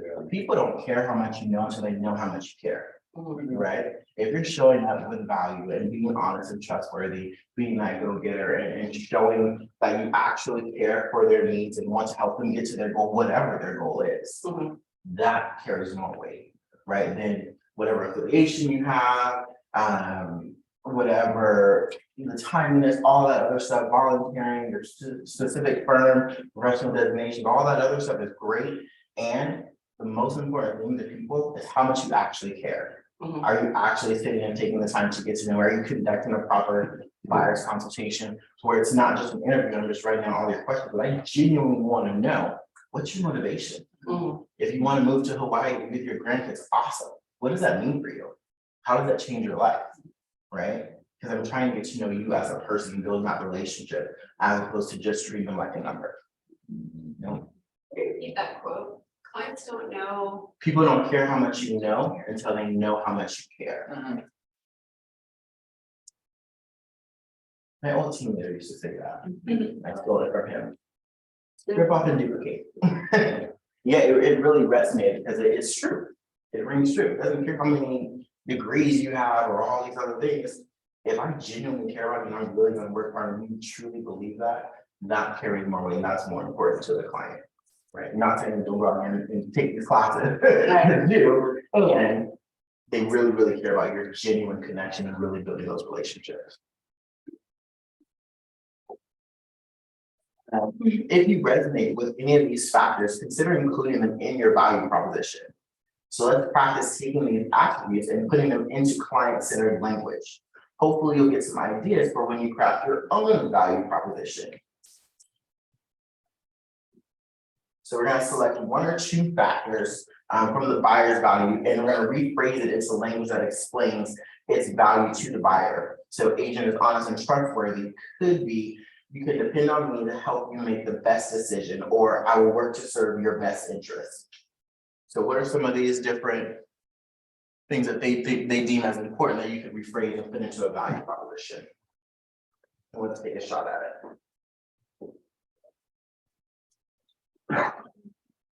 Not everybody all at the same time. Same time. Christina, I see you. I see you working it out.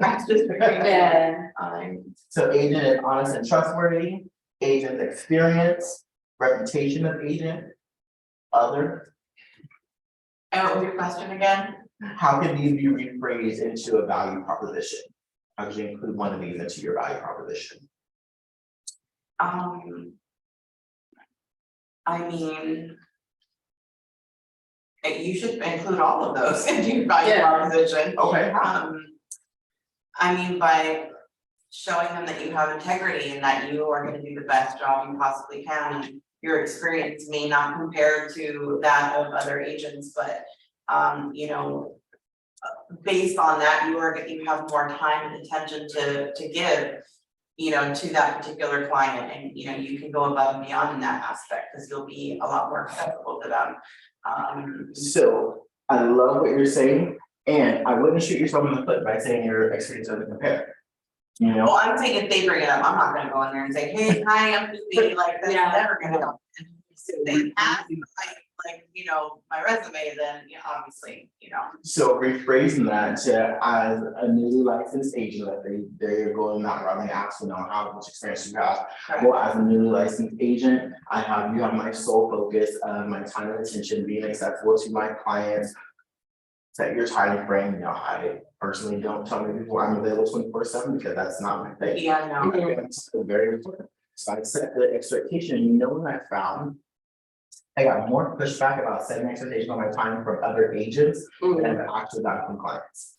If I tell my clients, hey, I'm available from 8 to 6 Monday through Friday and 12 to 2 on Saturday, okay, cool. They're totally fine with it. I think people like that, other than just thinking, oh, like, you know, maybe it's You're not. 8 o'clock at night, and it's like, well, should I call them or should I not call them? But if they know like what time you're actually available, then they know, okay, I'm fine. 100%, and sticking to those times, when it is those times, if they're reaching out to you, be punctual and respond, right? Don't text them at 9 o'clock at night, like, hey, bro, you're not respecting your own boundaries and your own time. Right? So, yeah. Awesome. Other agents take that time though. Like, can I figure out tomorrow, like what? Yeah, they do, and once again, it goes back to teaching people how to treat you. You know, there's nothing like, everything's closed after 5. Escrow is closed. You cannot push the deal through after 5 o'clock, right? When it comes to setting showings, setting that expectation, if it's just approving it, cool. But if it's like, hey, you're trying to call me at 9 o'clock, trying to have a discussion about my comments, how I price the property, I'll talk to you tomorrow at 8 AM. When I'm actually working right now, in my family's side. Awesome. So now let's move to sellers. All right, we looked at what buyers want. Now let's look at what the sellers want most from their agent. This chart covers the top responses. Help price home competitively, 21%. Help seller market home to potential buyers, 20%. Help sell the home within specific time frame, 16%. Help seller find ways to fix up homes to sell it for more, 16%. Others, 27%. And then that other category breaks down to helping find a buyer for the home, 12%. Help with negotiation on dealing with buyers, 6%. Help with paperwork, inspections, preparing for a settlement, 5%. Help sellers see homes available to purchase, 1%. Help create and post videos to provide tour of home, 1%. And then in the other category is 1%. Any skills or services that you guys offer that are, or any skills or services that you offer that you find aligns with both buyers and sellers that they want. You guys can write this in your purchasing guide. I'm sorry, let me repeat that. Note any skills or services that you guys offer, says that they, I was thinking they were talking about they, but it's you they, that you guys offer that align with what buyers want. And it's just like that.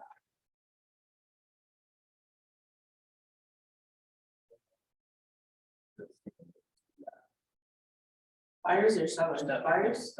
You're on sellers. Yeah, but it's only buyers. Maybe they meant sellers. Yeah, those are sellers.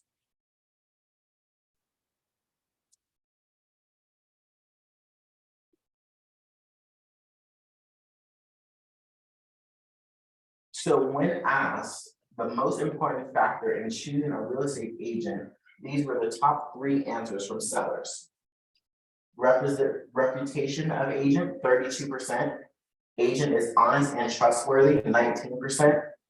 Agent is friend or family member, 17%. And then other was 44%. That gets broken down into agent's knowledge of the neighborhood, 11%. Agent has caring personality or a good listener, 5%.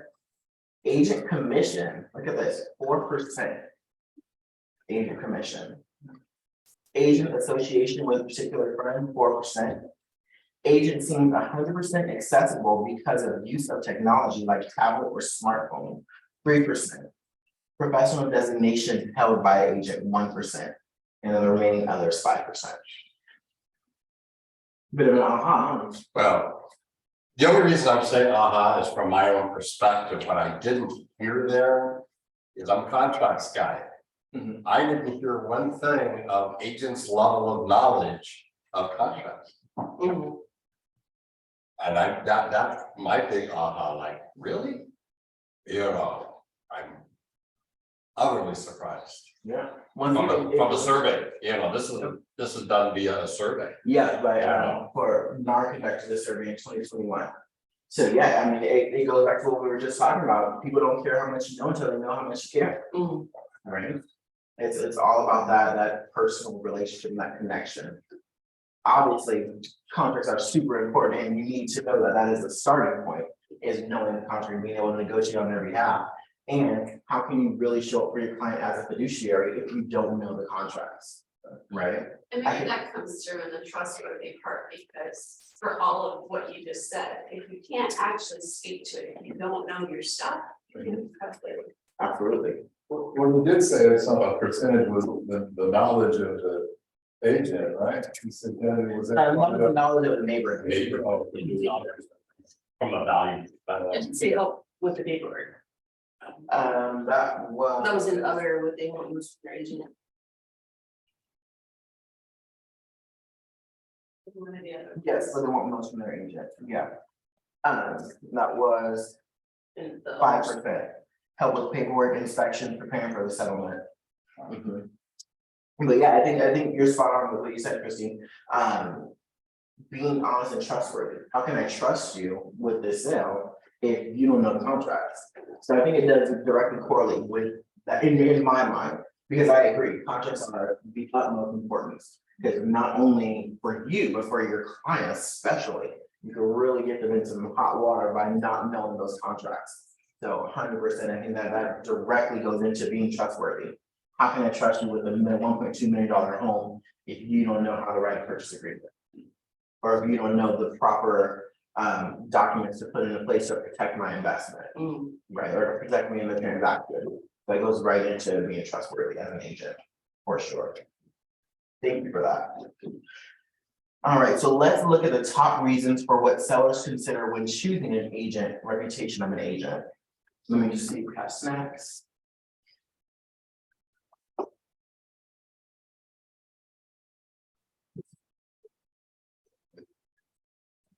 My coffee snacks.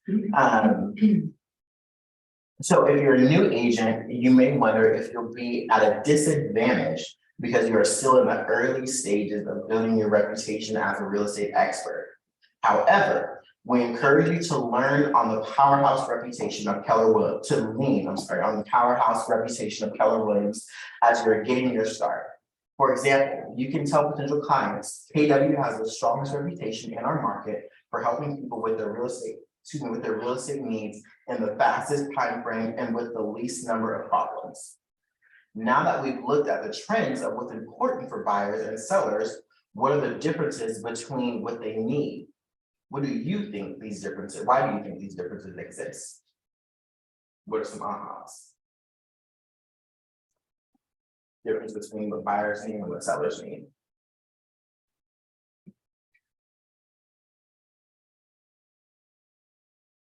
a lot of the same. Mhm. I mean, Tell me a little bit more about that. they both want someone they can trust. Reputation, knowledge of neighborhood, help with paperwork, negotiations. So I think what was, although telling, like you said, honest and trustworthy. That's at the top of both buyers and sellers list, right? Obviously knowing the contracts and being able to get them a decent price, but the main thing is honest and trustworthy, and the reputation. Yeah. That was in the top top two for both, solid reputation and then honest and trustworthy. And then honest and trustworthy and then, yep, reputation. Mhm. And then agent experience also for the buyer. So yeah, that's awesome. Anybody else? Any other ahas?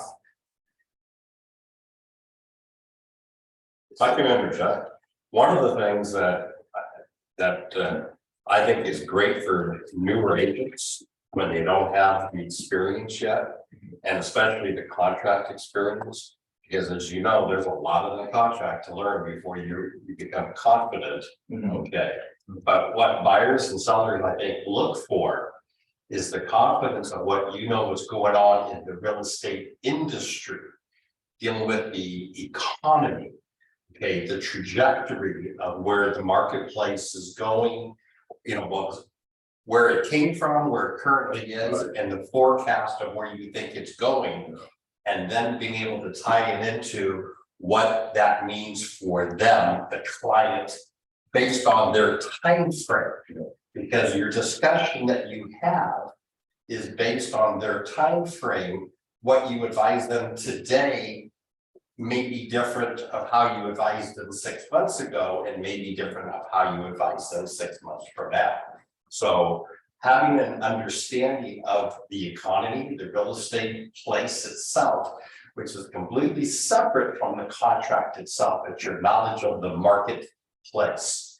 So keeping tabs of what's going on with interest rates. What's the Fed doing with interest rates? What is the stock market doing in relation to the economic news that comes out, dealing with job reports, okay, unemployment, things that, all that goes into the category of being able to help buyers and sellers feel that you are knowledgeable, okay, that you have a handle, okay, and you're not going to stick on that. Well, based on what you're saying right here, is there ever a time when you see yourself with a client and you would tell them maybe now is not the best time? Of course. Yeah. And absolutely, you know, you're gonna lose maybe this commission or the client. You never worry about your commission when talking with the client. Because if a sale or purchase doesn't happen today, it'll happen down the line, or it'll happen based on a referral because the client understood you're having their best interest first before you're worried about flipping commission. Okay. Absolutely, I completely agree. And so yeah, I mean, there are times based on, that's why you have to listen to what your client says to you based on their personal set of circumstances. Okay, for instance, if you're working with a buyer and a buyer that says, you know, I'm going to be receiving a pretty substantial inheritance, but it's probably not going to come in for 6 months from now. Okay, you know, at that point, you may want to possibly advise them. Okay, you may want to wait. Okay, based on you know, because based on, or let's say they're going to be getting a big job promotion. Okay, a significant pay raise, which will bump them up in how much loan they can qualify for. Okay, you know, and so that's why by listening to what your client has to say based on the set of circumstances where you know you currently are in at any given moment is absolutely, and whatever the client wants to do, they're in control. The only thing that you have to offer is advice. And so even though you may say, you know, it may be in your best interest, and when you say best interest, best financial interest, okay? And understand sometimes buyers say, I hear you, I understand it's in my best financial interest, but I still want to move forward with doing X, okay? That's great, you're in control. You know, I'm just giving you an option and educating you about the possibility. Okay. There's been several times, I actually had 2 listings on the market and we pulled them off just because we felt it'd be better, we weren't getting the activity. Like, let's go ahead and pull it off the market. Granted, I told the client that we should wait anyway before listing it, just because of the price point that she wanted wasn't realistic in that specific neighborhood. She wanted to list it higher and I was like, council support that, but let's wait a little bit because the interest was really at the peak at that moment. And there was already properties on the market around that same price point that had been sitting for, I think at the time it was like 80 days.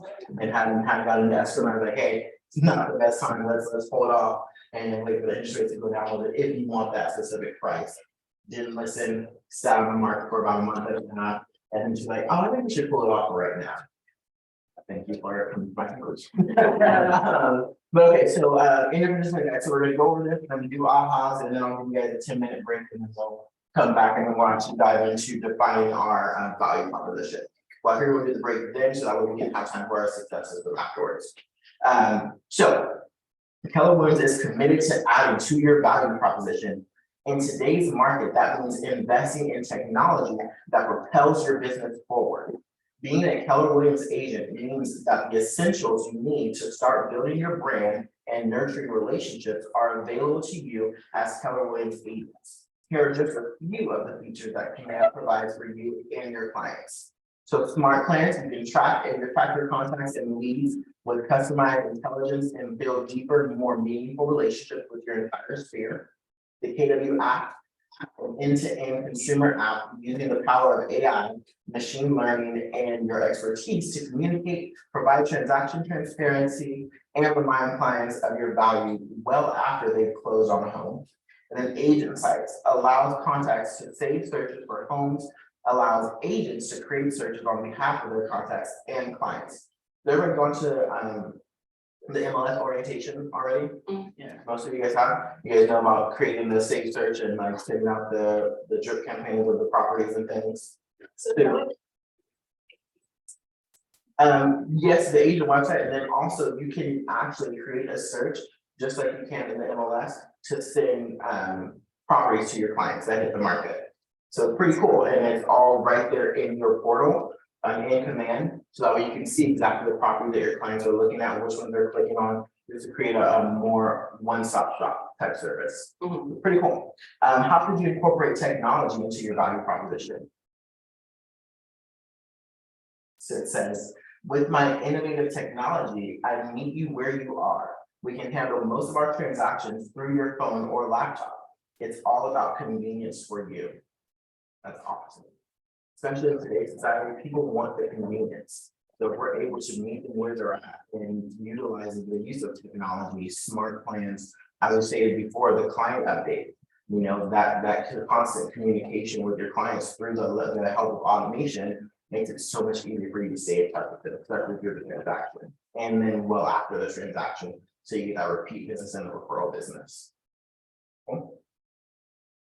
What are your ahas about what matters most to clients? Remember to write your ahas in your participant guide. So you guys can just throw it out there, your participant guide stays with you. So that's something that you guys can utilize even after Ignite's finished. Going back to your participant guide, I can tell you how many manuals and workbooks and things that I have in my drawers from different classes that I've taken that I found a lot of value in being able to refer back to them and having these notes. Definitely help out a lot. So what are some ahas that you guys got through this last section? Really comes down to the conversation because every client is going to be different. So you have to get to the root of what does value mean to that person. Absolutely. Can't emphasize enough, having those impactful buyer consultations or the impactful listing presentations, right? Really getting down to the root of, like I said, what they want, how you can best show up for them, how you can serve them, right? And the more in depth that conversation, that initial conversation is, the easier the process will be as far as knowing their wants and being able to anticipate what they need and what they're going to want. I think I told you guys about my client that I worked with that was super anxious and had tons of questions about everything. So I made it a standard of practice. Whenever I presented information to her, I answered and addressed all the questions. And I allowed extra time in my day. Okay, cool. I know if I call her, it's not just a simple, here's the turnaround report. It's going to be a laundry list of questions that she's going to have. I started sending her the reports. Okay, here's the report. Go ahead and go through, get all your questions, and then let's have time to talk and discuss it. Right, so working that into the way that we did business together moving forward throughout the transaction, being able to anticipate those needs. Cool. So it is 11:41. I will give you guys 10 minutes Bathroom, break, all that fun stuff, then we're gonna go right into defining our value proposition. Oh, ready, break.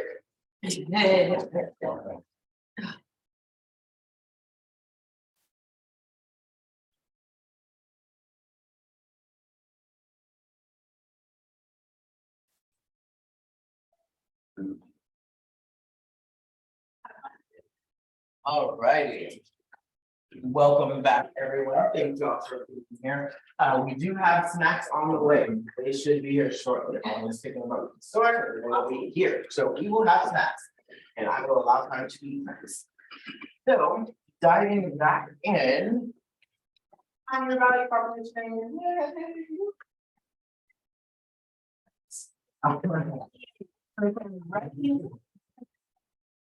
Covered what the value proposition is and why we must have one to express the value we provide and the benefit to our customers. We also covered what buyers and sellers have expressed as most important to them. These can be guidelines for how you design your own value proposition. So now we're going to do just that, design our value propositions. Yay. All right. Now that we learned the basics of a value proposition, we're going to talk about how to define your own. There are 3 steps to define your value proposition. Identify your knowledge, attitude, skills, and beliefs that make you qualified to be a great real estate agent. Transform the value you provide and the value of KW and your market center into benefits for your clients. Build your value proposition statement. We'll go further into detail over the next 3 slides. You will also get the opportunity to start defining your value proposition as we go through each step. Step 1 of defining your value proposition asks you to identify your knowledge, attitudes, skill, and belief that make you qualified to be a great real estate agent. For your value proposition to resonate in a meaningful way with your clients, it must be aligned with who you are and what your true abilities are. Break this down into what knowledge do I bring to this job? Perhaps you have a degree in accounting, law, or finance, or you work in construction and you have a great knowledge of home building, codes, etc. What attitude am I bringing to this job? Perhaps you consider yourself caring, confident, committed, honest. What skills do I offer? Perhaps you're a tech whiz and you're able to help others learn and use tech, or you're great at negotiating or problem solving. What beliefs do I offer? Equity, integrity, etc. So fill out the chart in your participant guide with your attributes. After you completed this task, circle your attributes that align with what buyers and sellers value from the NAR data, and ask and star the attributes that show how they stand out as an agent, stand out to you as an agent. We're gonna take some time to do that. So you already have the participant guide or a separate sheet of paper. Write down the different attributes. What do you bring to the table? What do you offer? It says allow 6 people.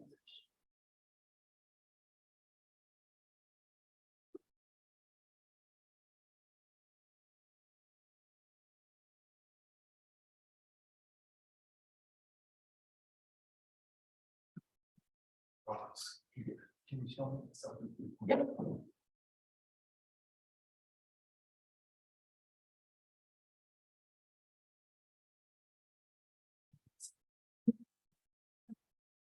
Yeah, check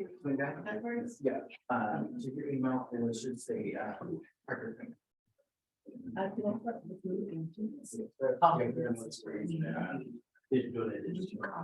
See, I don't have power of since that. When you get, but you can also go to. Like, for questions, ask questions. And you're by yourself, you don't have to remember. I don't know how to go there, I gotta get back to you.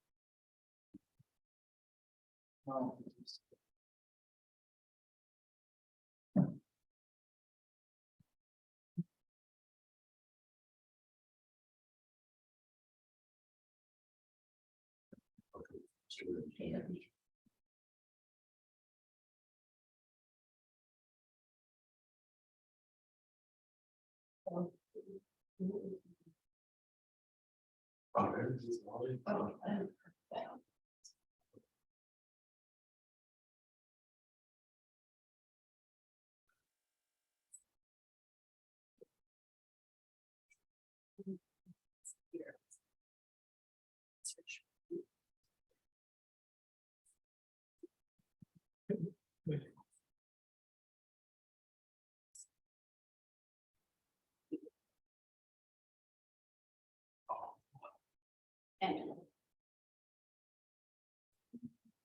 Right.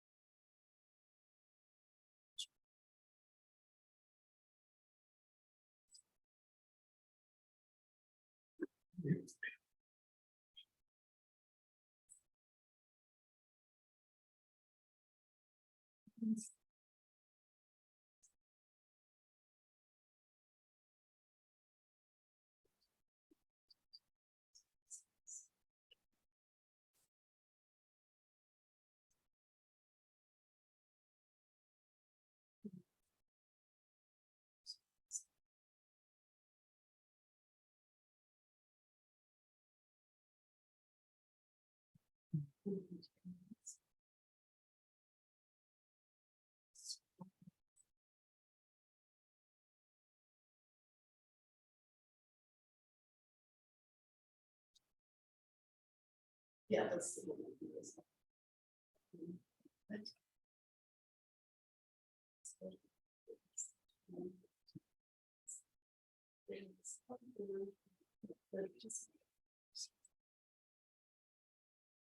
Should have gone straight to this, go straight to this.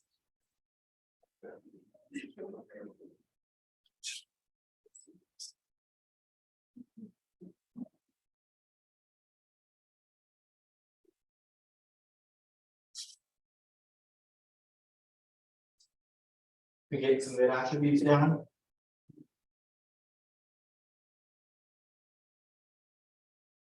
You know, you guys have written from, go ahead and circle a few of the attributes that align with the higher than sellers value based on the data that we have.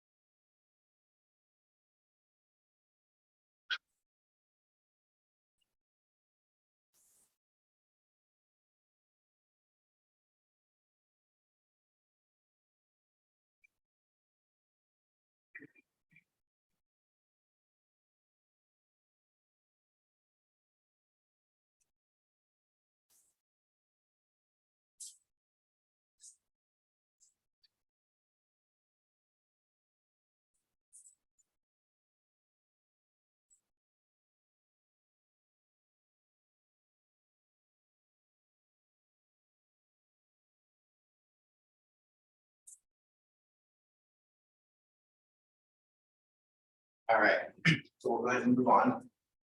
So let's look at step 2. Transform the value you provide and the value of KW and your market center into benefits for your clients. Your value proposition statement expresses the value you provide in language that makes it relevant to your clients. Think through how your knowledge, attitudes, skills, beliefs can be beneficial to your clients. Many of your life experiences can be relevant to real estate. If you don't see it, look at it from another angle. Even if you haven't articulated it to yourself, you have already used your experience to help others. Perhaps you were a teacher or a little league coach. You have experience helping others. How did your personal experience make you especially helpful? How can you use it in the future? When considering how to make real estate relevant, think about what buyers and sellers say are the most important factors to them. Now think through how the value you receive from KW and your market center can be beneficial to your clients. Let's say that your market center averages 98.9% of listing price. When meeting with a potential client, you can share that statistic with them. However, it does not convey the full scope of your value to your clients. Instead, you could say, you get the best sales price for your home due to my thorough training and negotiation. You can also think about the services you offer that are made faster, more convenient, or more accurate when you use Keller Williams technology such as Command and KW. So fill out the two charts in your participating manual. The first chart is related to the value you provide. The second chart is related to the value you receive from KW and your market center.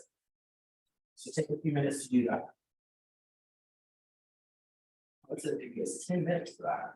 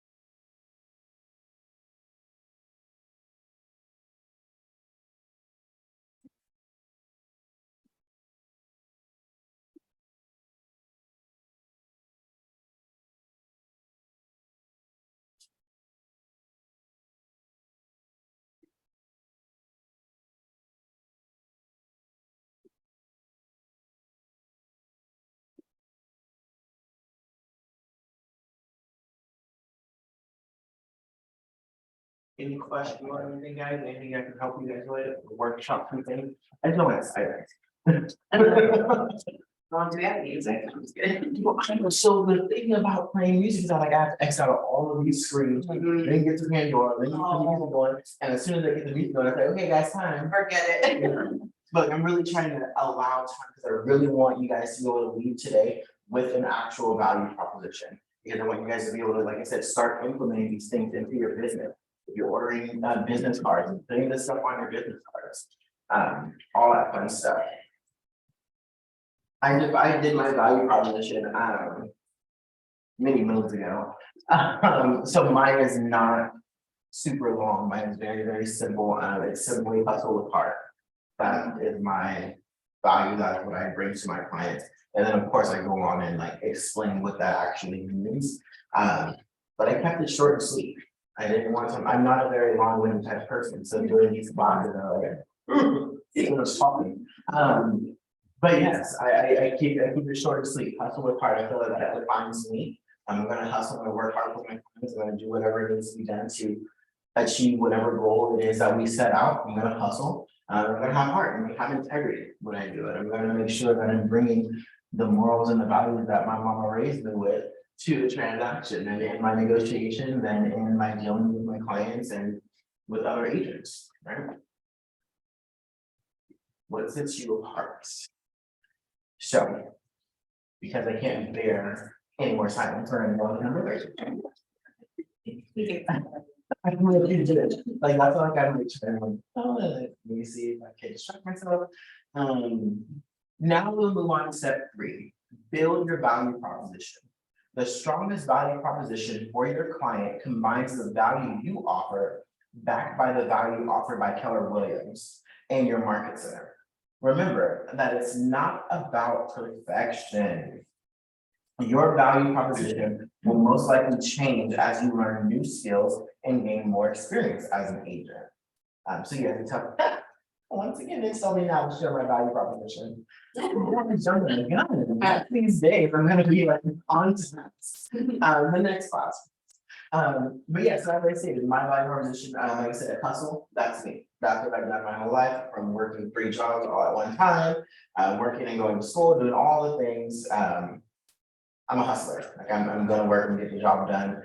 And then heart, I tie that directly into Keller Williams. To me, Keller Williams is like the heartbeat of my business. That is, well, not just because of my brokerage, and because of but it's because of the values that they stand for and the belief system, integrity, doing the right thing, commitment in all things, all of that stuff ties in directly to who I am as a person. And so that's why instead of saying all of those things and listing everything, I summarize it to heart. So, yes, hustle heart. So you'll see that on like my business cards.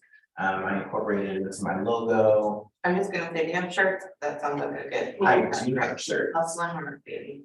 Hustle with heart. Because a lot of times people get caught up in hustle and just trying to make money and do the next thing, and they lose the heart, they lose the integrity. And then on the opposite side, it's like, okay, you're being super, super courteous and caring, okay, let's go, at the end of the day, they still want to do it in a timely fashion, right? So that's why I say hustle with heart. It's intriguing too, because when you make that statement, I would automatically want to know, what do you mean by that? Mhm. And then my exact response is, well, I'm glad you asked. So, and then go right into hustle with heart. Yep. And if you notice, like anybody that comes to my office, just see how I have like hustle like in different places, like on the wall, I have my neon sign that I got for Christmas, I love. And it says humble hustle. And then I also have a sign that says good things come to those that hustle. That's true. We gotta get some more hearts in there. But yes, so take some time to find what's your value proposition. Go ahead and build it.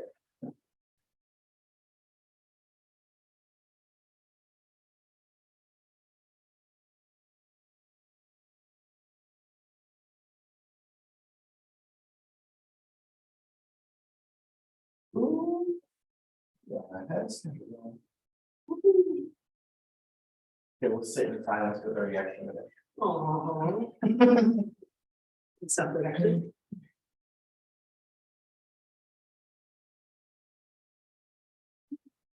And everybody sign it.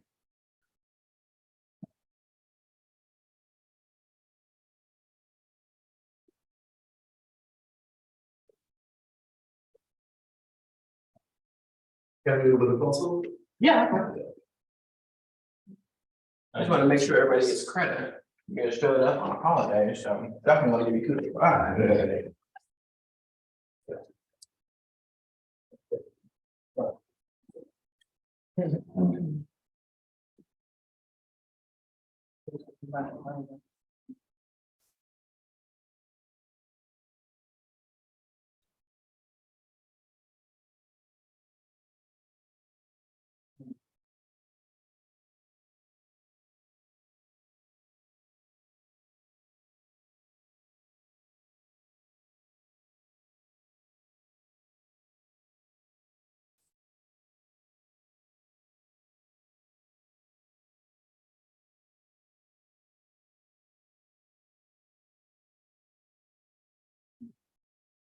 If you guys are running into any roadblocks, having any hiccups, please let me know. I would love to work back with you and help out. So let me know.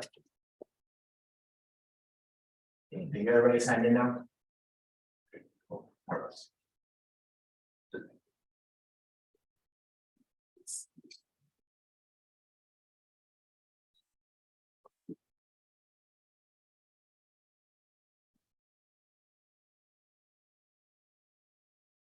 It's actually quite comfortable up there, sitting here all the time.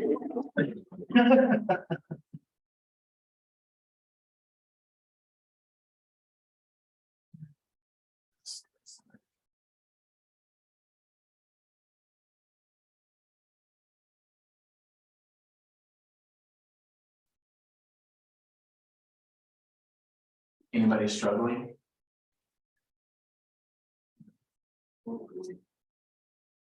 Did everybody complete this? Raise your hand and throw it up and you have your value prop.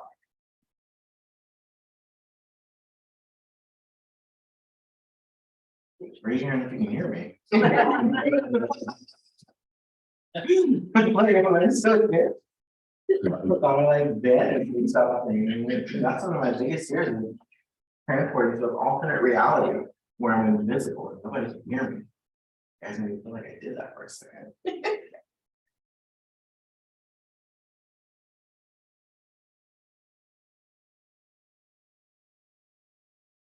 Side note, just throwing out there, we're gonna share these to. Yeah, now who needs help?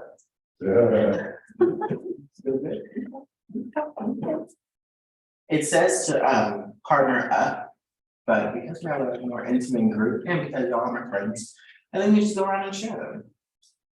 Is everybody cool with that, or would you guys prefer to partner up? The share? Yeah, cool.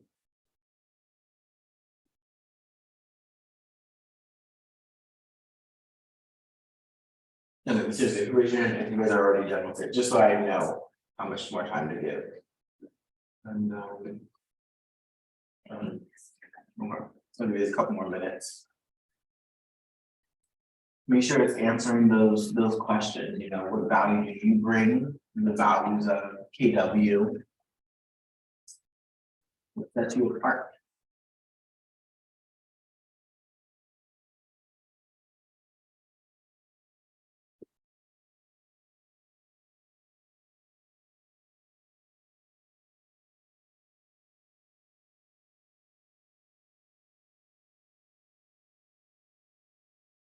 So keep in mind, we have an audience via the recording that will see this. So you guys sharing yours is gonna help them when it comes time for them to find theirs.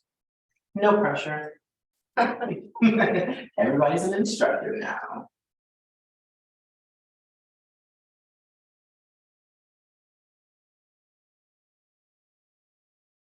And like I said, I'm here to help. I'm here as a resource. Don't make me just sit here and be boring in the corner.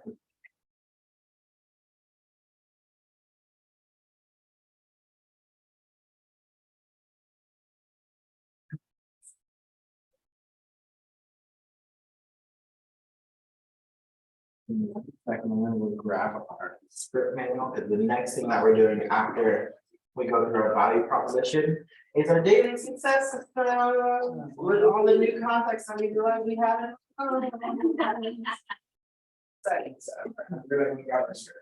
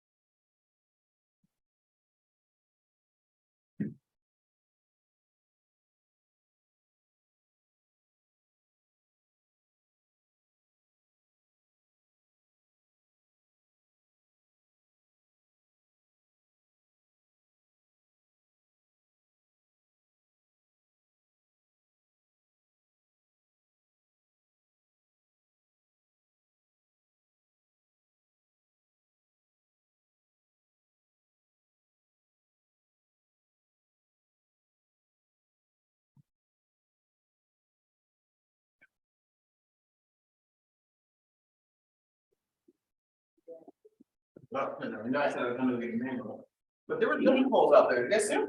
What? I said, I went to go get the manual, but there were donut holes out there. Try and stay away from those. Yes. I know. Okay, Carl.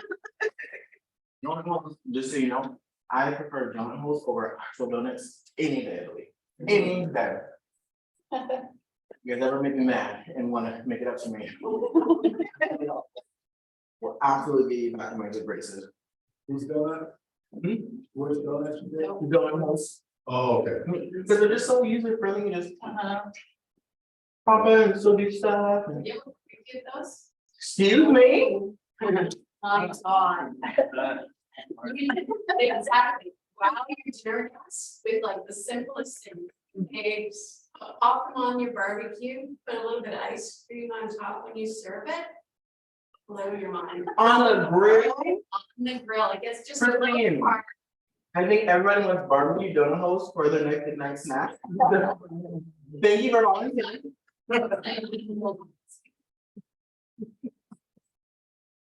Oh, really, it sounds amazing. I love barbecue and I love donut holes. I never thought of doing them together. Spring stuff, we brought. My husband's like, oh, what can I do with this? And at the end of the meal, he cleaned the grill and then threw those on and then everyone was like, okay, new direction. So when they were having the state fair.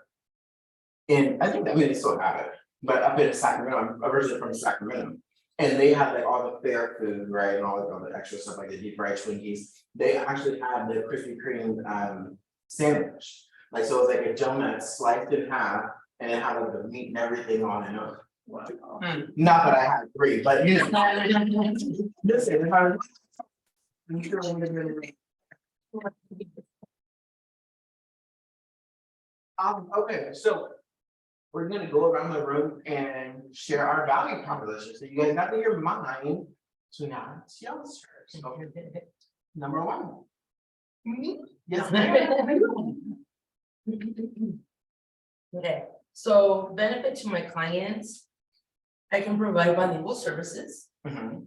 ability to negotiate. Active listening, communication skills.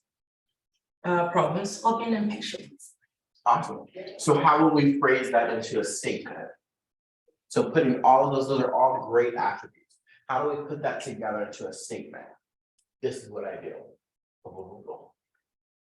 Right? Support them out. Yes, ma'am.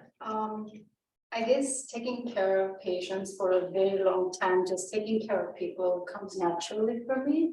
So what I bring to KW is caring, commitment, dedication, and always do the best, always put people first. Yeah, so I think the same thing, great attributes, narrow that down into a statement. Caring, committed, patient, you said, caring, committed, and patient. What does that mean? How do you define that? When somebody asks you, like I say, hustle with heart, and they're like, well, what is that? So if I ask you, caring, committed, and patient, what does that mean? Boom, boom, boom. This is the service that I provide. As a quick statement that can easily go on, because what we're trying to do with this. A lot of times, especially when you're meeting people, you only have a split second to communicate your value. Yeah. Right? When you go into the listing appointment, you only have that time frame to communicate your value, right? So what is a powerful, captivating statement that you Yeah. can say? Put it all That- together. Put it all together, exactly, put it all together, that we can go in, boom, hustle with heart. Yeah. That's what I do, right? This, this, boom, done. So they get in that state with them. I can do mine. I haven't read that, but it's just basically what I would say is that I'm a person of integrity that I look to always develop a long lasting relationship, take care of your real estate needs, not just now, but going forward. And I also have knowledge of the building industry, so I can help if there's obviously the address I can probably something similar, something. Absolutely, absolutely, I think that sounds great, person of integrity. I like that you capitalize on not just the right now business, but all future business as well. Like I am your lifelong agent. That's what I'm doing. Right, something like that, and lifelong agent, building lifelong relationships with clients to help them now and in the future. And that for me, to me, that gives them a comfort that I might have their best interest at heart, and that I'm not just trying to do one transaction and go on and just make a buck. I'm gonna look out for you, and I want to be there with you in the future. So Absolutely, absolutely, I've told clients before, literally out showing them property, like, hey, I'm here, if you buy the house today, if you buy the house in a year, I'm gonna be your agent. And my goal is not to get you into a house immediately, Yeah. is to get you into that perfect house. Now, we saw, looking at the NAR data, that's what's most important, is finding the right house, right? And just seeing the weight lift off my client's shoulder when I told them, like, I'm down to search with you for your property for the next year, or however long it takes to get into the property. It's just like, Yeah. okay, so I don't have to settle up and sell. No, I'm not a salesman. Like, I'm giving you a crap house and it's crappy, and I just want to make a quick commission, just like Steve was saying. Never discuss the commission. Oh, I need to get a quick commission, I need a paycheck, but we gotta get your house quickly. No. Yeah, that sounds wrong. That's boring, right? I know, how long it takes? My goal is to find you the perfect house. Granted, you have an in-depth buyer's consultation, you will get to that goal a lot quicker, right? With isolating and really looking at MLS, don't just rely on the saved searches and the automated follow-up, right? Actually going on the MLS, finding what they're really looking for. Make sure that's time by having on the calendar. Cool, who else? Yes, sir. So, as you navigate your real estate transaction, I will be paying close attention with precision and accuracy to provide quality assurance, while always being just a phone call away to provide the best customer service to attend to your needs. Utilizing my KW resources such as KW Command and team members, our process to getting to the close will be seamless. That's really good. I would could get into it a little bit more, but as far as like hitting on the points, so you're spot on with making a statement, hitting on the points. I would just shorten just a little bit. But yeah, no, dude, great job. Kudos. Thanks. Yes, ma'am. I just put, I am motivated with can-do attitude through my dedication and communication. I stay connected with all my clients during the entire process to build a lasting relationship. With 20 years plus in property management, I have extensive knowledge in materials and homes and access to vendors to help all clients. Absolutely. I would change the property management portion to 20 plus years in the real estate industry. Okay. Only because you want them to know and see you as we talk about changing perspective, you want them to see you as a real estate professional as opposed to a property manager. Okay. But yeah, no, spot on, absolutely. Absolutely. Yes, ma'am. Okay, mine's a little bit like on the shorter side, because I like Mine is 300. say. Things that want to be super long, so I just do like my name things. So I just put, as I assist you with your real estate transaction, I will provide you with trustworthiness and honesty and guide you through this process, personalized for your every need. Love it. Love it, absolutely love it. Yeah, that's great. Good job. Are you looking at me? This needs work for sure. I just put, I'm highly motivated in life and business, dedicated to achieving everything, you know, I set my mind to, which includes my clients, obviously. My business is people, so 20+ years of sales and marketing, fully committed to understanding all of my clients' needs so that I can structure a deal that goes above and beyond their expectations. I've been working in real estate this past year. I don't know if I want to limit it to that, but okay. Been working in real estate for a while and familiar with the volatility of the crazy market and current industries as well. Yeah. Here to answer all your questions. Gotcha. I would refrain from giving them so much as far as all of the intricate detail and just keep it more so about what you bring, right? I wouldn't go into like volatile market. That scares people. Yeah, that's They're like, volatile market, what's going on in the market? And then now go down this rabbit hole and trying to overcome objections that you planted. Okay, that makes sense. But yeah, I think definitely you're right on the right track. Capitalize on your experience. You've been in the real estate industry doing real estate transactions as an assistant for how many years with your? Last year. So you have experience navigating the real estate transaction. So keep it focused on that type of stuff as opposed to going down the rabbit hole of the market's horrible right now. Navigate. So yes, but yes, definitely good guy. Good guy. Christine. I was kind of struggling with my tagline. And I'm kind of thinking something like by your side all the way. I like that. Thank you. So what I had written out was having personally bought his gold Bitcoin, working on some of the best stage and now working with Keller Williams stuff with 18. I am equipped with top-notch market insight to guide you through every step of your yourself as educate you and prepare you to make the best decisions possible. Love it. More, but I don't know whether you limiting it to that's a little bit or. Yeah, no, I love it. I love the buyer side all the way. Love that, and I love the explanation. So yes, absolutely, great job. Yes, sir. So I kept mine very short. But Like I said, mine is 3 words, so. Mine also actually 3 words, but I think. I want to add, not add to it, but just better define it for myself. So my thing is. It would be happiness through perseverance. That would be my if I had a tagline, it would just be that. Got it. For a client, like, you know, what is going to ultimately bring them a little bit of happiness, and how do we get there through what I have? Oh, you want to be here? How do we get there? And then what do we need to do to get there? Absolutely, love it. And this is perseverance, love that. Awesome, great job, you guys. Give yourself a clap. Thank you everybody for sharing. I love that. What are some ahas that you guys found in doing this? Let's skip the road, please. Also, it says, great job defining your value proposition. Remember that your value proposition is not meant to be a permanent statement. It's meant to evolve and grow as you grow in your career and as the needs of your clients change.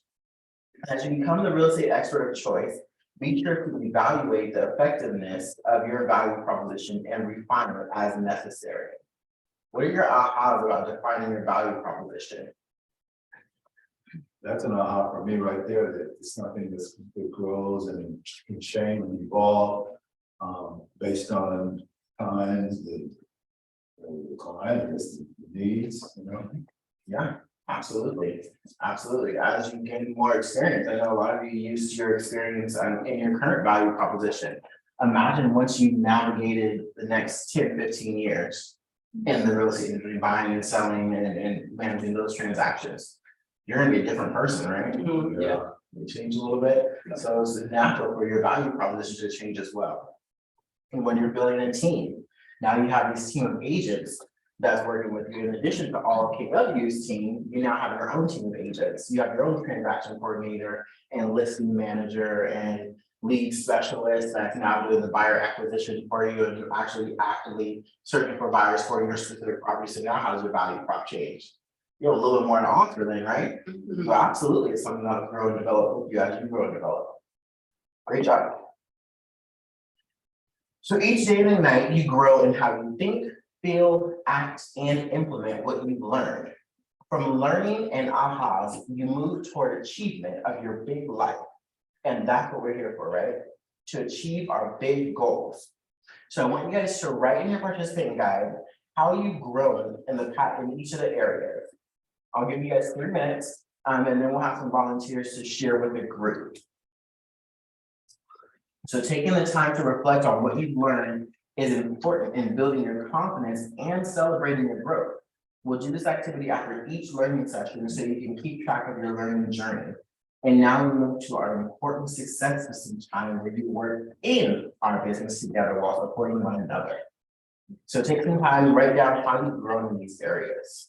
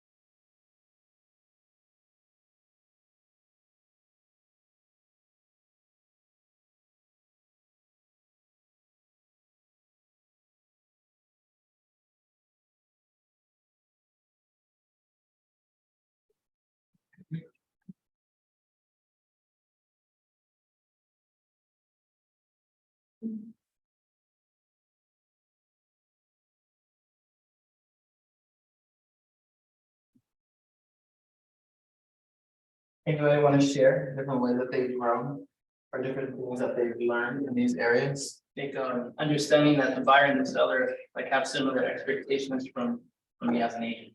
Yeah, absolutely. What else? How has your thinking changed? What ideas or mindsets were new? What do you feel differently about? What was meaningful to you today? How will your behaviors be different going forward, and what actions will you take? What tools, models, or systems will you use, and how will they make you accountable? So I know a lot of you have been in every session of Ignite.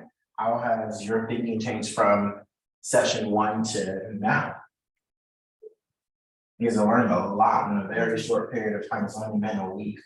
Kind of clearer vision on how I want to work this, you know, how I want to start doing it. It's how I want people to look at me and how I want to be, you know, my reputation to be and uphold to that. Absolutely. Well, does anybody else's thinking change, or is it really, nah, still like same one? Good. I think as a new agent, I always thought I don't have anything to offer, but then when you really think about it, there's so much I bring from where I'm coming from that I can put into this business as well, and then grow and learn as I go. Absolutely, that is super, super powerful. If you guys don't take anything else from today, it's that right there.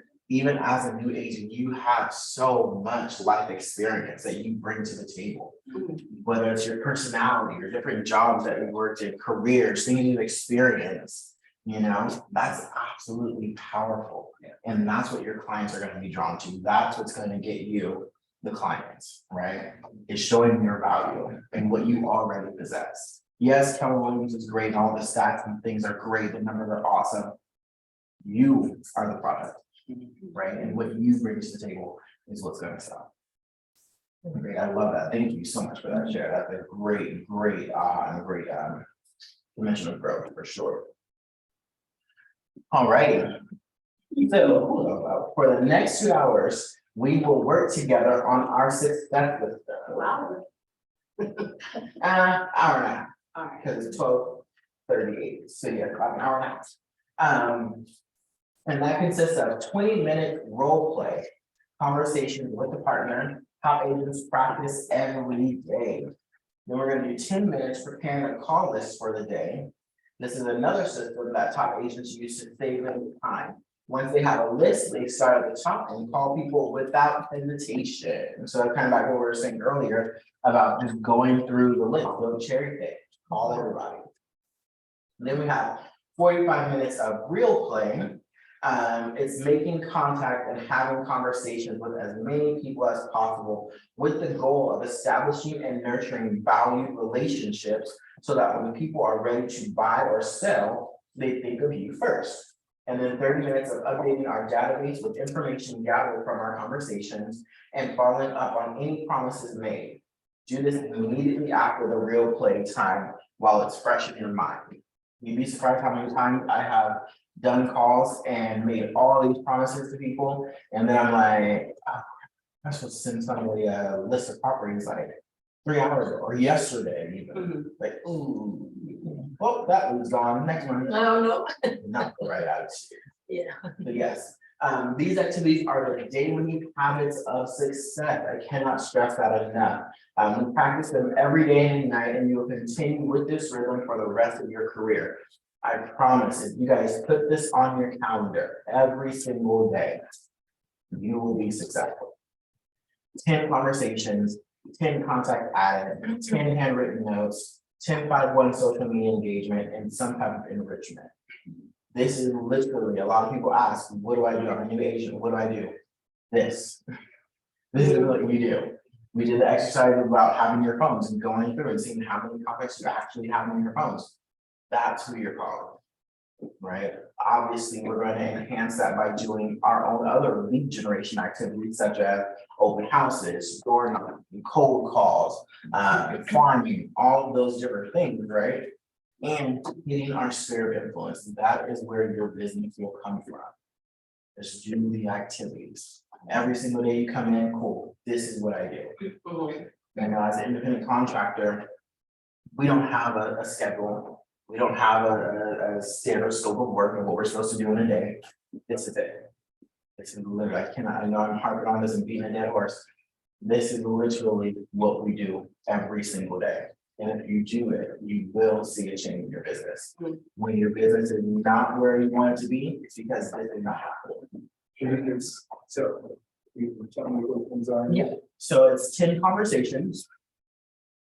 10 contacts added to your database. 10 handwritten notes. And 10 5-1 social media engagement. What that breaks down to is 10 likes or reactions. So that's like liking a post or throw a heart or a care or something. 5 comments. And then 1 post or 1 share of a post. And that's the minimum. You can do more. That's the minimum. These are all minimum requirements. Can you tell me the minimum on the social media again? Yes, 10 5-1. So 10 likes or reactions. 5 comments. And then 1 post or share. And I think Christine has the handout right there next to you as well. Cool. Yeah. Like I said, this is the bare minimum. 10, 10, 10, 10, 5-1. Bare minimum. If you're here for 3 hours, 4 hours, however you structure your day. Once again, highly recommend, as a new agent, have a schedule. I do not care when you come into the office. I don't care how long you're in the office.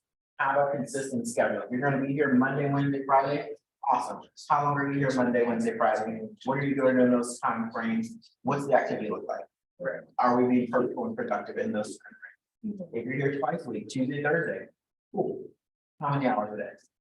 Is it consistent? That's the only way we're gonna be able to measure. So when you come to me or hey, Carlos, I'm doing all the things. I'm here on a consistent schedule.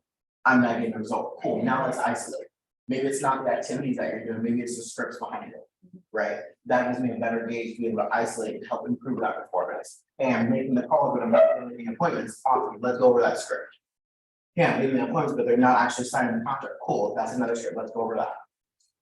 Right, but if you come to me, hey, Carl, I'm not getting your business, okay, cool, how many times we right here, well, I'm not. Well, there you start, not the issue, right? You can't expect to manifest business just out of nowhere, you have to do the work, right? So yes, Carlos, I have a question. yes, Okay, so what would you do, for instance, a week ago, I got a call from a cousin.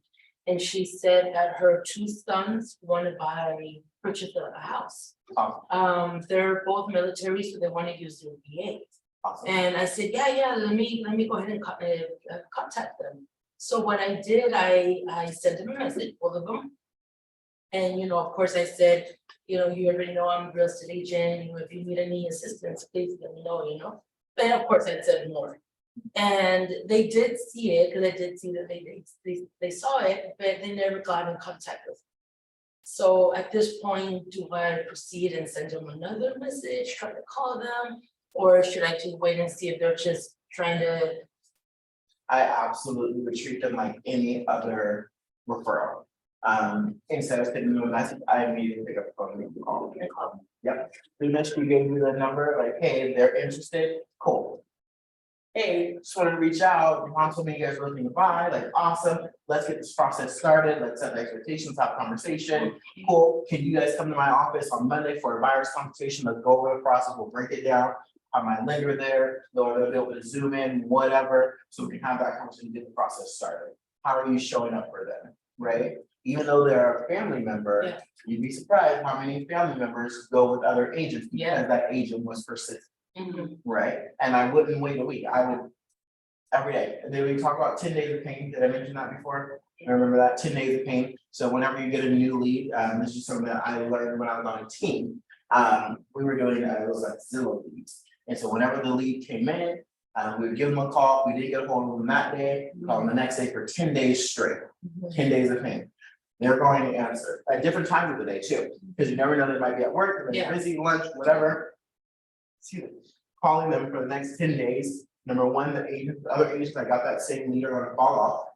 A lot of agents are gonna have that same level of follow-up. A lot of people know the 10 days of pain, but nobody really, a lot of them don't really implement it. Right, so implementing that 10 days of pain as far as follow-up, for sure. But having whatever your follow-up system, having that tight. But definitely the first, especially for a warm leads, you might say, hey, I know for a fact these two people are gonna buy and their family, absolutely pick with them, follow. 100%. Okay, so just call them instead of texting. Yep. Okay. Cause it's easy for them to ignore a text. Yeah. Yep, whatever. I see them every day call. So depending on the lead source, yeah. Absolutely would. If it's a referral and somebody told me specifically they wanna buy and we have an established relationship because they're my cousin. Yeah, I'm gonna tell you. It's not to you and they want it done, Mhm. not just like call somebody off the street. Absolutely, and this is where your professional, so going again, I'm glad you said it at the beginning, switching that perspective, right? Now they see you as their cousin, they're like, oh, okay, I'll get back to her, and then next thing you know, they're in the lender's office with another lender, with another agent, Yeah. right? Going to the front, like, oh, well, you know, I forgot, I meant to call you back, and then we just got caught up, and then this house came on, and we went to an open house, and then the agent there said they could help us, so we just went with them because it'd be easier. Yeah. I've gotten that several times from clients, like, oh, well, you know, the agent there said it'd be easier, like, absolutely not. Yeah. Absolutely not, that's not what we're doing. It's really, but yes, so absolutely stay on top of them, just like any other, treat them just like any other client in the sense that you're gonna get the system, you're gonna get responses, you get all the things, and I'm not talking about business with you for my hours. You know? So absolutely, for sure. Thank you. You're welcome. Okay, let's see, these activities are daily habits, we practice them every day and at night, we continue this rhythm for the rest of your career. Use the pages in your participant guide, and let's all work together on these activities and support one another. I will call time when we are ready to switch activities. So, let's move into our success system. So let me get my timer.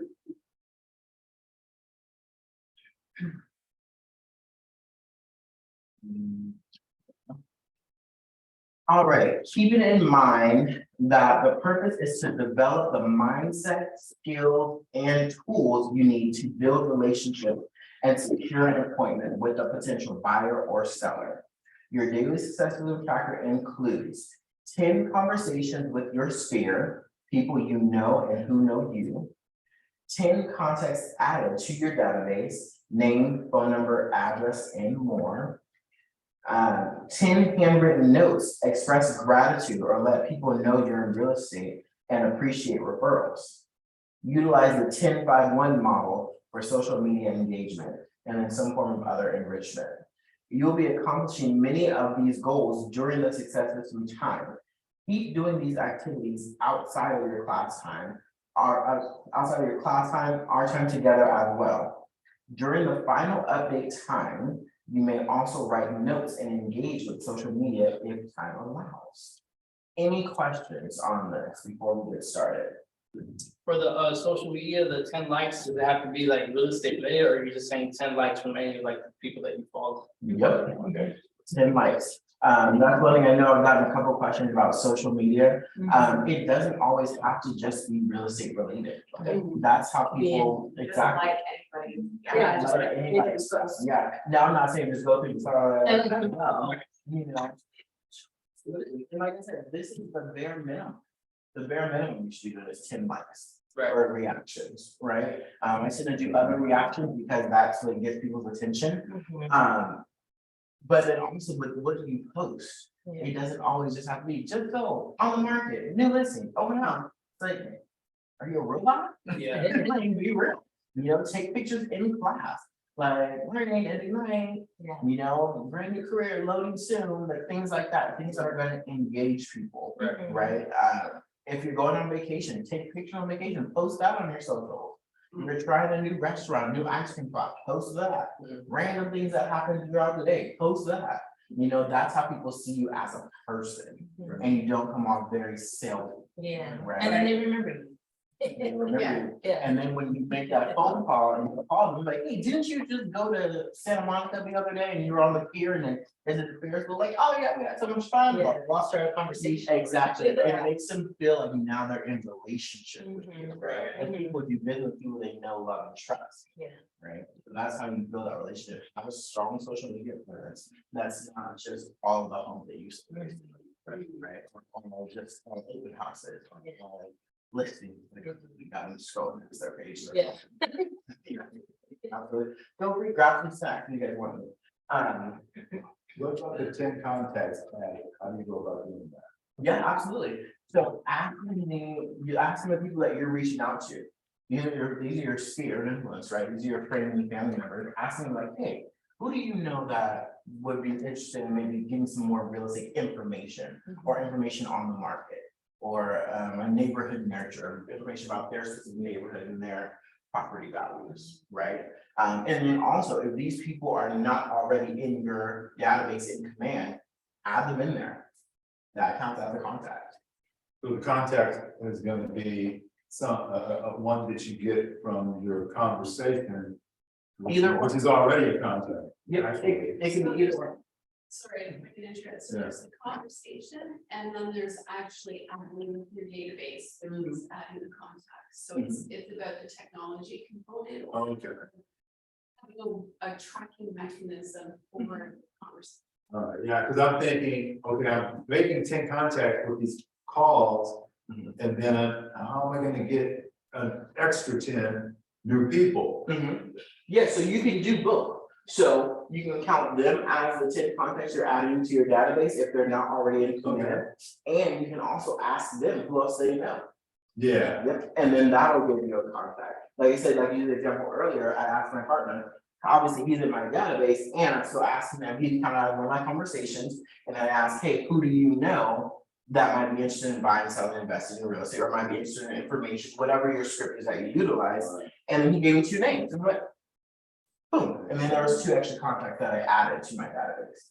because maybe it's my approach or whatever, but if I do cold calls, I could go through a bunch of them and not get 10 new contacts. Well, who do you know that might be interested in buying, selling, or investing in real estate? And Well, can't be by right now, you know, this is gonna be a standard response. So, I mean. You know, I've had a hard time getting, you know, additional contact information. And are we talking about calling your sphere of influence, or are we calling, or is it cold? No, this was on cold call, but even my. So yeah, if you're doing cold calls, if somebody calls me out a little randomly and they're asking me for, you know, my friend and family information, I'm not doing that. Would you? Yeah, so when we're talking Unless about. they are. To. Unless they know somebody, right, or if it. When you're doing cold calls, you're trying to build that relationship quickly with them, right? So trying to get in a relationship with them and also asking to get in a relationship with somebody else. It's like, I'm not really necessarily, I need to vet you first and get to know you first before I give you my kids, right? So when we're talking about asking for the referral, that's usually from your Met database. Those are people that actually know you. So when you call them, your name actually pops up in the phone as opposed to some random phone number, right? If you were to call a friend or family member, like, hey, you know, we're in the business now, you know, we're looking to grow our database, we want to help X amount of families this year. Who do you know that I should know? Who do you know that I should be in contact with? Who should I give a call to? Right? And then well, they're more likely to give you a name because they already know you. Right? Cool. All right. The first job of a real estate agent is lead generation because the activity of generating leads is the foundation of your business. In addition, practicing conversations and dialogues will prepare you for success. That is appointments, signed agreements, signed contracts, and sale close. Of course, before we get involved in conversations with our sphere and lead generation, we must remember to comply with TCPA and do not call regulations. We review this every night session because it is critical that you protect yourself and the market center from any legal action. Make this a permanent habit, following all guidelines for calling and texting people. Legal notice, I must say the verbatim, they say the following verbatim. Today, you're going to make calls to your sphere and people in your database. Before you make any calls or texts, please remember to honor the TCPA and do not call lists, including those of your market center and state. If you have any questions or concerns about this, please consult your market center or attorney to ensure compliance. Refer to the pages at the beginning of your participant guide for more details. These guidelines are for your protection as well as for the protection of your clients. Let's review the importance of Telephone Consumer Protection Act and the do not call restrictions for when you make calls or text to your database. Turn to the pages in your participant guide and let's go over this. We know where they're at.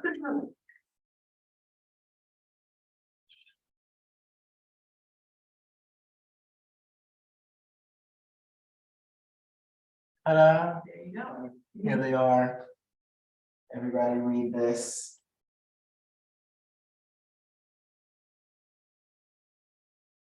We're gonna pause while we read this.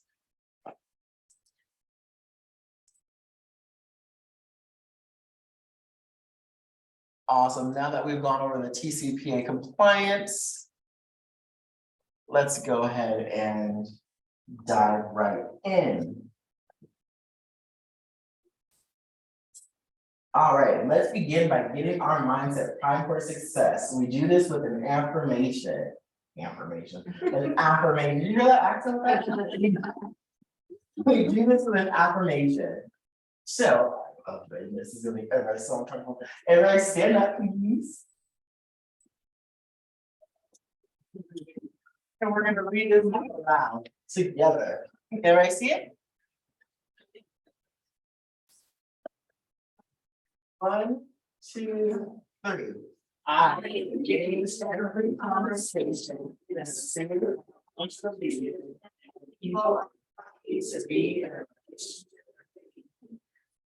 No, guys, don't do that. You guys are so insignificant for that.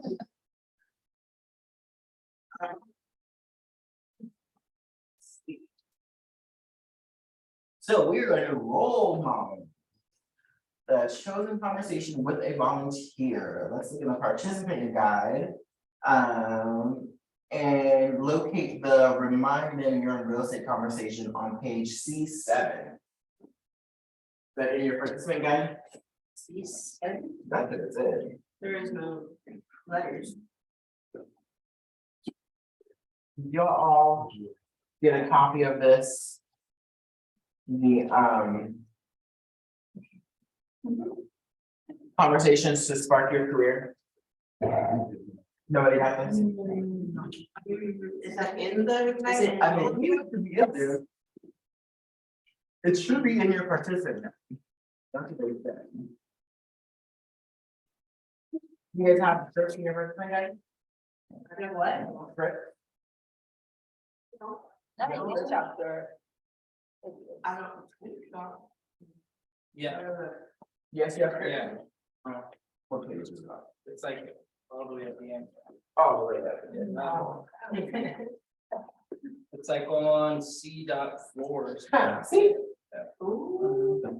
All the way at the back. Yeah, What, does it have the page on there? it's the C.4. C.5.6.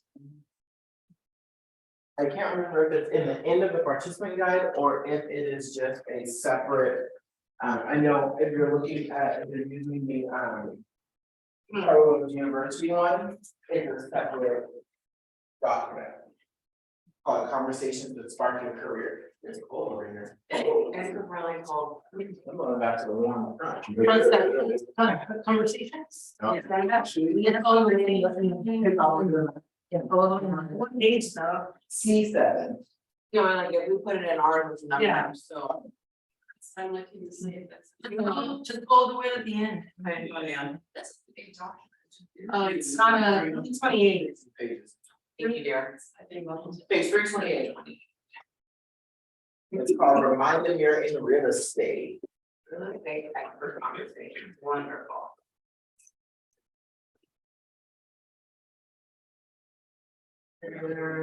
Alright, so I want you guys to take a couple minutes, practice this amongst yourselves.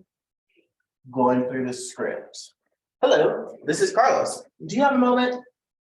Hey, it's been a while and I'd like to apologize for not staying in touch. How have you been? Awesome, how's the family? Wow, that's great. Are you still working at blank? Are you still enjoying blank? Did you ever pursue blank? Oh, Wait, what is it? I mean, mine is 325, maybe you guys. Don't worry. Okay. It doesn't have the same more than one. Oh, maybe it's just the same on the page. See in the bottom. it says Yeah, I have C7. to- Oh, okay. Go to all the way to the bottom. You'll go there. There's stuff already. I think that one is actually different than the page 326. Where are you? Yeah, 325, it's like, but you just said working. No. Just you.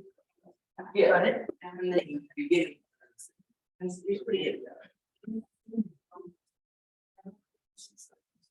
Yeah. The beginning part is- Oh. I'm scared. Yeah. What is? Is this like a phone call?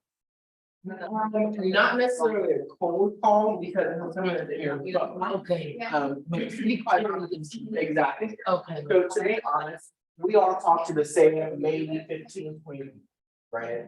Thing, we have our, Yeah. outside, we have our best friend, we have a few family members that we actually like, that we talk to, right? Yeah. Couple coworkers maybe, but it's the same group of people. Yeah. So this is somebody that you may not talk to regularly, but you guys have an established relationship, right?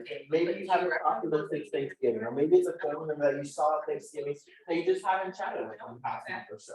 Right, so this is just reaching out, like, hey, I'm sorry for not keeping in touch, like, just wanna check in, how are things, how are you? How's work, like, what's going on, like, updating on your life, because the whole point of it is getting in a relationship, right? Getting in a constant relationship, so when I do ask you, hey, are you ready to buy or sell, or who do you know, or when you think that you're ready to buy and sell, you're reaching out to me because we've been talking, right? Not necessarily talking to you about real estate, Yeah. but we've been in a relationship. Yeah. Exactly. My best friend knows, as soon as she's ready to buy or sell, she's calling Carlos. Not because I've been telling her, hey, but because we talk every single day, Yeah. and she knows, we're in a close relationship, Yeah. right? Everybody knows this.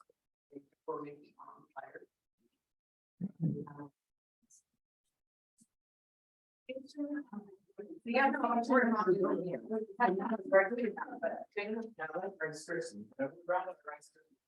No, I put. My choice.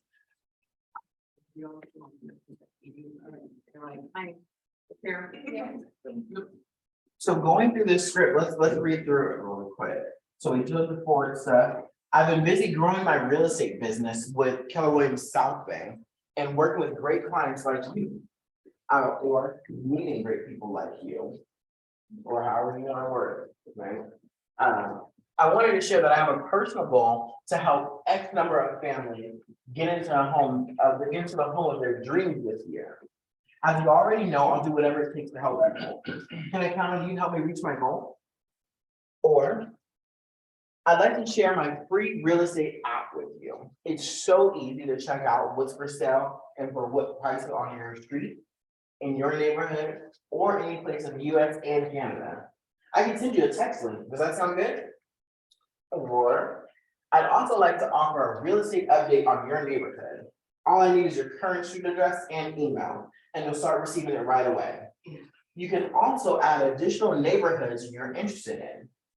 Is there another neighborhood you would like to know about? Do you mind sharing this information with me? Awesome, thanks. If they give you a referral, would you mind sharing their name and phone number or email so I can contact them? Thanks so much for your time and help. And please let me know if there's anything I can ever do for you. Let me know how you like my search app and the neighborhood updates. If no referral is given, if you do hear of somebody with a real estate need, will you please keep me in mind? Great. Let me know how you like my search app and the neighborhood updates. Just some starter ones. Now, what I want to let you all know, these are starter points. This is not verbatim what you have to say. Yes, we want to make it more natural, customize it to you. You don't want them to feel like you're reading through a script. Some of this stuff I just wouldn't say. It's just me, it's not how I talk. You know, especially with a friend or family member, whether I've talked to them recently or I haven't. Just the way that I approach it is a little bit different. I'm going to customize it to more of my style and how comfortable I am. These conversation starters are literally just that. It's a starter, right? This is what you're meant to utilize to build upon. Make it your own, make it comfortable. One thing that I will say when people go wrong with being scripted is sounding scripted and sounding like a robot. Make it natural, make it comfortable, to where it's just a natural flow. When I call people, I already know what I'm gonna say. You know when you're going into it. So having your comfortability with it. Cool. Awesome. All right, so we went through it. We spent time doing the conversation and practicing it out loud to yourself. Now let's partner up. So everybody pick a partner. You might have to have a group of 3. One is gonna be 3. Oh, okay, where are your partners? Got it. I'm like expecting like shuffling and people, but 2, 2, 2, 3. There we go. Perfect. That works. Lovely math. So you guys take turns. Take turns leading the conversation until you can work without a prompt. This should take about 5 minutes. So go through it. Everybody take their turn. For the partner to switch off, you guys all just take a turn. Just going through it, making it natural, seeing what changes. I recommend writing it down, you know, how you want to change the script. Doing the same one you just did? Yep, same script. Yes. Sounds good.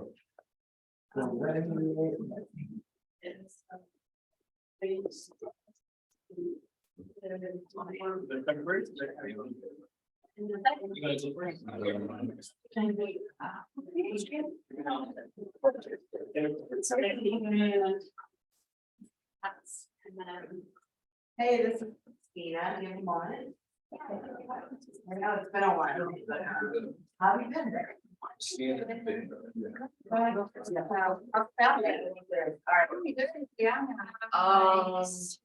Do you have a law? Yeah.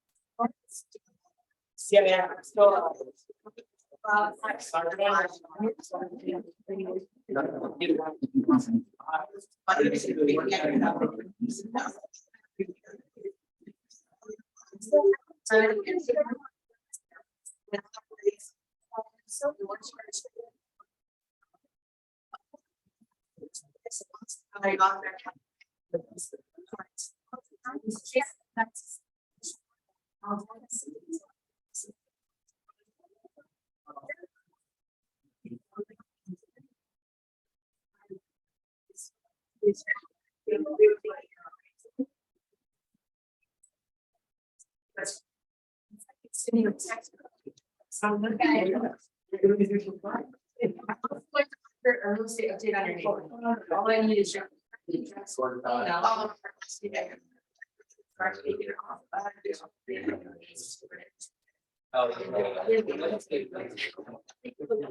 Yeah. You know, I got into like Cerritos, you're not in the down areas.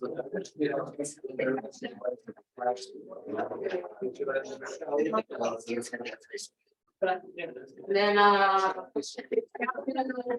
anyone else looking after yourself? You know, my sister. Yeah. Like sometimes you evolve in countries, and then you gotta real. Would you mind, sharing the game without?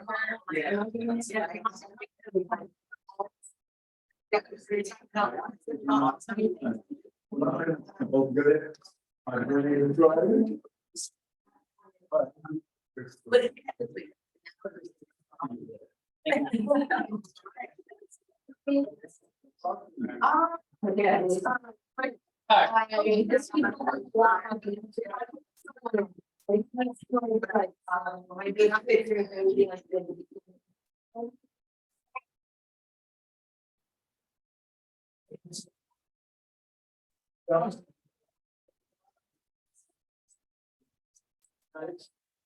minutes. Well, it's been.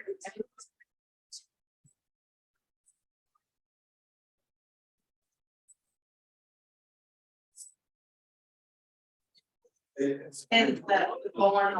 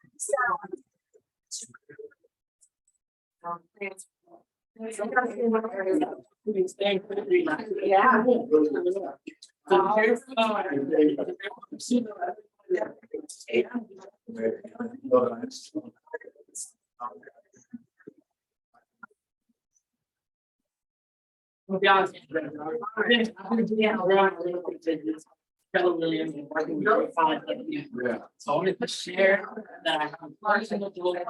You can play, right, be like.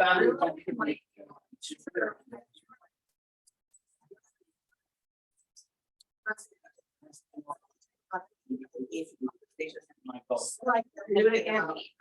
What I was talking about. To share my. Like, it's so easy to check for yourself or. Yeah. You're treated like in your neighborhood or any place in the West, kind of, but I can send you a text. Yeah, thanks a lot. Okay, great. But I also like to offer. And you start receiving it. And you can- You never know. You gotta do something. And like, is there any neighborhood you'd like to know about? Actually, like redundant. Donald? Like working on like going out and then suppliers. I know big city. Yeah.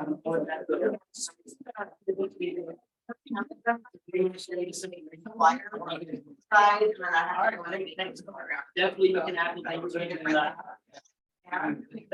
Utilize the flyer that you see. So if you might share this.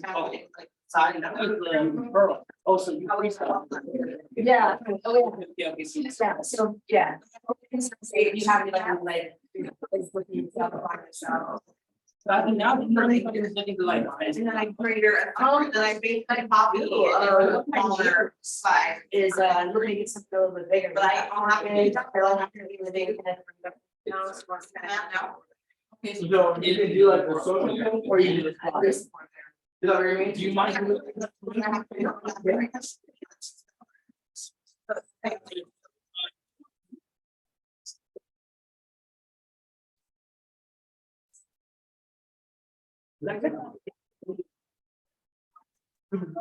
Oh. No, I've been on. But the change. That was a pretty. It has to be like. Because I think my friend will be like. Right. What is it? So I don't like, I can't read it.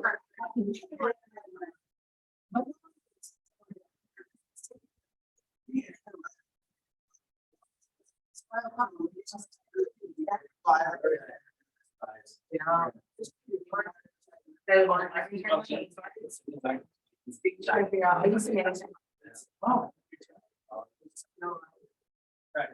Yeah. Everybody.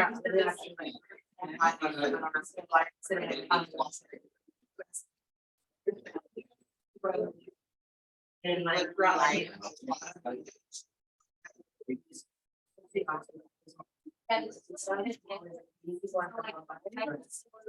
Just making sure.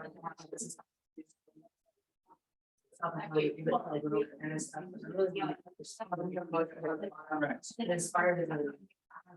Okay. It's really not that much, but it's so many reasons why it's not big.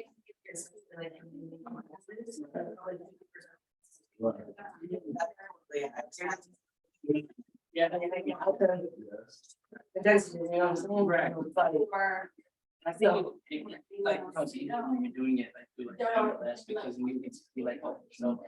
Exactly. Like, other houses that are part of that, this anymore. Right. Expired. Those are the point where you're making. Yeah. Lists and stuff, so I understand that. yeah, it's just getting like, you know. Something that doing more like walking the I think neighborhood.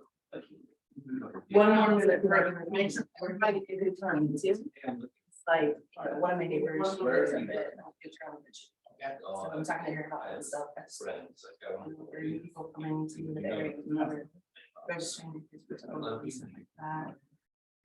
Whatever business we are in, like, a few of my friends that moved from the city, and they've taken my business cards and put them up, you know. And then There's six, Right. trying to figure out ways to do it. For people getting that, We gotta, more people are in. you know, trying to stop and. Getting encouraged into somebody's Florida. To do that, yeah. They did not like yelling at me the way. My thing is, my uncle, he had a reached out to me, you know, like the extermination. Someone in the house, like, they. Yeah. Fires and being outdoor, I'm like, yeah, that's the way. Definitely will do that. That's awesome. But like my, like, yeah, my school is like, very, very, small too. Yeah. Like, I guess it's looking like, it's really like, doing me and kind of. Yeah. Yeah, so now it's like, oh, now you have to have like a broader. You're back, so I think that was it, because like. From like 13 years ago. You know. Here, take the. All right, guys. Thank you. You're welcome. One of the last thing. Right now, you're gonna go like, take them down, like, you just find things that change. All right, friends.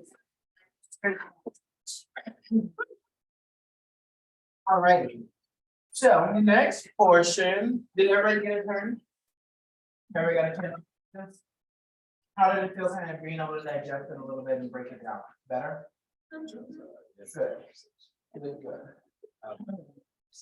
So your date lead generation time consists of 3 parts. Prepare, when you determine who you will connect with today before you begin. You will either write names on a conversation sheet or generate a list from your database of contacts. Number 2, take action. When you connect with people through conversations, this is your most valuable activity. Building a relationship with people in your database and takes the most of your lead generation time. And maintain, when you update contacts in your database, you will enter additional information you've learned from your conversations and follow up on any commitments you make. Let's begin by first preparing your conversation sheet and participant guide. Call your contacts from your database, people you know, and referral names you have been given by your contacts. Just a reminder, only call people that you have permission to call and have a conversation with, and keep in mind TCPA restrictions. Cool, it says give you 10 minutes to come up with a contact list. Everybody have their phone. There is your contact list. Cool. And we're literally starting at the top. If it's somebody that you've already called in the past couple of days for this same reason through doing Ignite, then don't call them just because you already have. Yes. Other than that reason and that reason alone, do not cherry pick. Cool. Awesome. So the real play activities in this classroom are money making activities done with the support and guidance of you and the other participants. Every day in Ignite, we will spend time in lead generation activity. So the following steps, begin with the affirming message, which we did. Use the conversations you just practiced to make calls. I suggest a meetup to reconnect. Also make notes in your conversation sheet that reflect the outcome of your conversations. Do this for each contact you call. You will enter these into command later. So it says call for 45 minutes and contact as many people as possible. We have 30. Is that cool? Cool. Let's see I won't make you stand up and say an affirmation again, it's okay. But I engage every conversation in the spirit of contribution, and people are happy to be in a relationship with me. So 30 minutes. I will let you guys can scatter, spread out as recommended. So that way it doesn't sound like a call center when you're on the phone with people. But yes, we have tons of space. So out here, we go out here, then we go to the other main area. But spread out, make your conversations, make your call. 10 conversations. Anybody commit to 10 conversations? I'm good. What do you mean, look? We just said you have 297 contacts. I said 17. 217. Half those people live in Texas. So, That's okay. Call them wish them a happy new year and say, hey, I need to get my business page on Facebook up and I need you to go in and help my business page. all right. I'm good. Let them know you're in real estate. Do those people that are in Texas, do they know people in here in California? Not really, no. Oh, you see, you talk to all of them? What's that? You talk to all of them, and all of them said no. I mean, I pretty much stay in contact with a lot of them. So yes, Like, after they most of them haven't even been out to California. you get home. So let But I them go know through like Facebook too, because I have my like Facebook friends that aren't necessarily in my phone. So those people I'm going to like on Facebook, Alright. yeah, look at their posts, like their posts, maybe comment on their posts, maybe send them a Facebook message on there. That's kind of my goal right now. Yes, That's kind of what I'm. as long as it's a two-way conversation. Yeah. Yeah, and then also, you know, you have an office in Texas too, right? Part of Texas? Well, yes, thank you. Oh, yeah. 100%. This, and then you get the referral. Yeah. Big vibes. No, that's what I'm kind of working on, like with my sister. My sister's a loan process in Texas. Not sure if it works for her, but she was mentioned to me last week that she has a few friends that joined our links. Perfect. So she wants to kind of connect us. Absolutely. So You had been talking there in a relationship, you could have been on their downline, or they could have been in downline. But yes,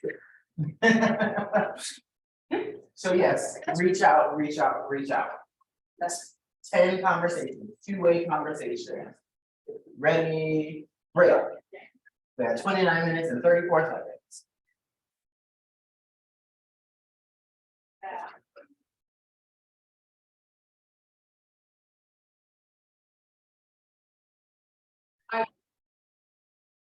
So. Now that we did that, how did it feel? What are some ahas from doing that? With repetition comes. It like, comes comfort. Yeah. That's exactly it. I know the first couple calls, it was like. For like the third, fourth, fifth, and I was like, okay, cool, next person, next person, right? And it wasn't so daunting. Doing it. So just imagine if you're doing this consistently daily, right? And then don't get me wrong, those first couple calls, getting started, it's gonna be tough for the first couple weeks, maybe the first couple months. Yeah. It's gonna be tough, but once you get in that habit and start building that muscle, now it's like I have no fear of what people are gonna ask me. You mentioned earlier me answering questions on the fly. I've answered them before, so I have no fear of what people are gonna ask me because I know that I can either know the answer or I know how to find the answer, right? That's it. So good job. Did anybody get all 10 conversations? No. No. Anybody get 9? 8? 7? 5? There we go. Okay, 5. Good. Awesome.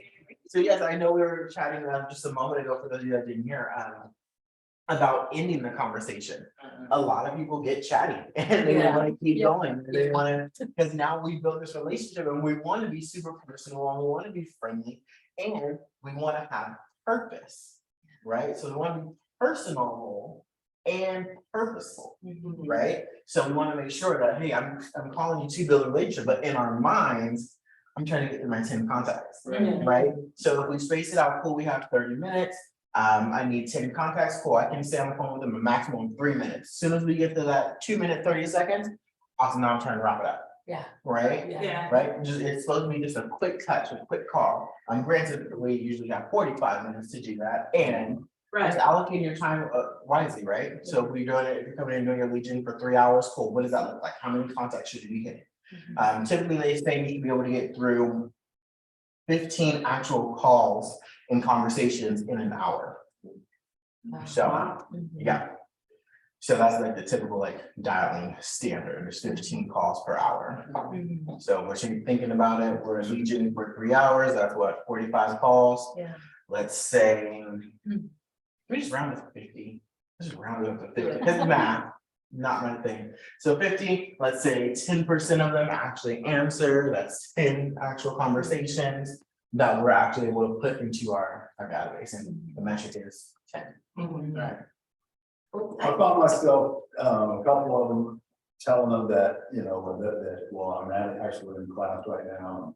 And we're practicing, you know, making these contacts and just getting comfortable with having communication. Because I felt like I sound different than I would normally sound when I'm talking to. So just to get that kind of ease me, letting them know that, hey, I'm in class right now and we're making these calls. So that kind of got me. Yep. So that does help for sure. Being honest, being super transparent. Like I said, depending on the people that you call, if we're calling our sphere of influence people that we already have a relationship with, I do not talk like this when I'm talking to my friends. I don't talk like this when I'm talking to my friends and family. No, I'm super relaxed. Hey, what's up? Like, okay, cool. So look, here's what we're doing. I think, you know, a lot more casual. Don't be afraid to be casual. It's okay. A lot of people, and this is not to my own horn, a lot of people compliment me on my teaching style because I'm casual. Like I talk to you guys the way that I talk to normal people. Like it's cool, it's chill. You don't need to be like, okay, well, this is what we have to do. And no, chill out, relax a little bit, you know. So do the same thing when you're talking to your clients. You know, if they're Spanish speaking, speak Spanish. Do your thing, like flex your muscle. That's your value proposition, right? Don't be afraid to add who you are. into the conversation. And like you said, it'll make it so much easier to talk to them because you're not sounding like a suit. Yeah, the regular, Yeah. say that, it's not sounding like all stuffy and salesy. It's like, no, we're gonna talk about whatever it is that's going on in our personal life as far as, still be professional, but make it personable to you. Yeah. Be authentic to yourself. Yeah, I was talking, when you started getting money, like, man, you're motivating me to be a real estate agent. I said, let's slow down.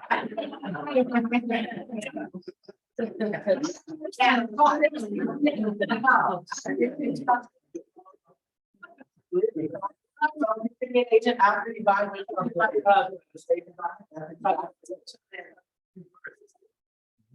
Absolutely, yeah, make it fun with it. It doesn't have to be stressful, especially when you're calling your sphere. These are your people. They already know you. Relax. Cool. So now, did everybody get a chance to put their contact, did anybody get any new contacts? No, okay. The people that you guys called, are they already in command? Yeah.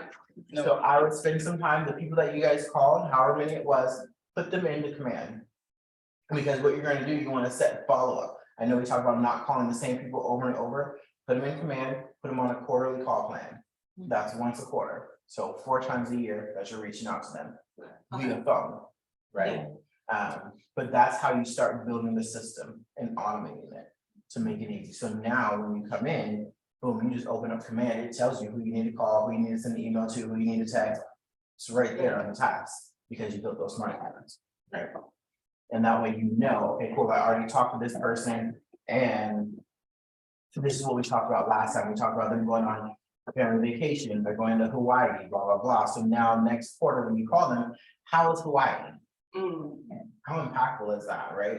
Be like, wow, they actually remember what I was doing or that I was going to Hawaii and they remember little Johnny's name. It's like, Yeah. I don't remember Johnny's name from the book or the thingy, man, right? So, but for them, it shows that you care, it makes you trustworthy, Yeah. right? That is it. So congratulations, guys.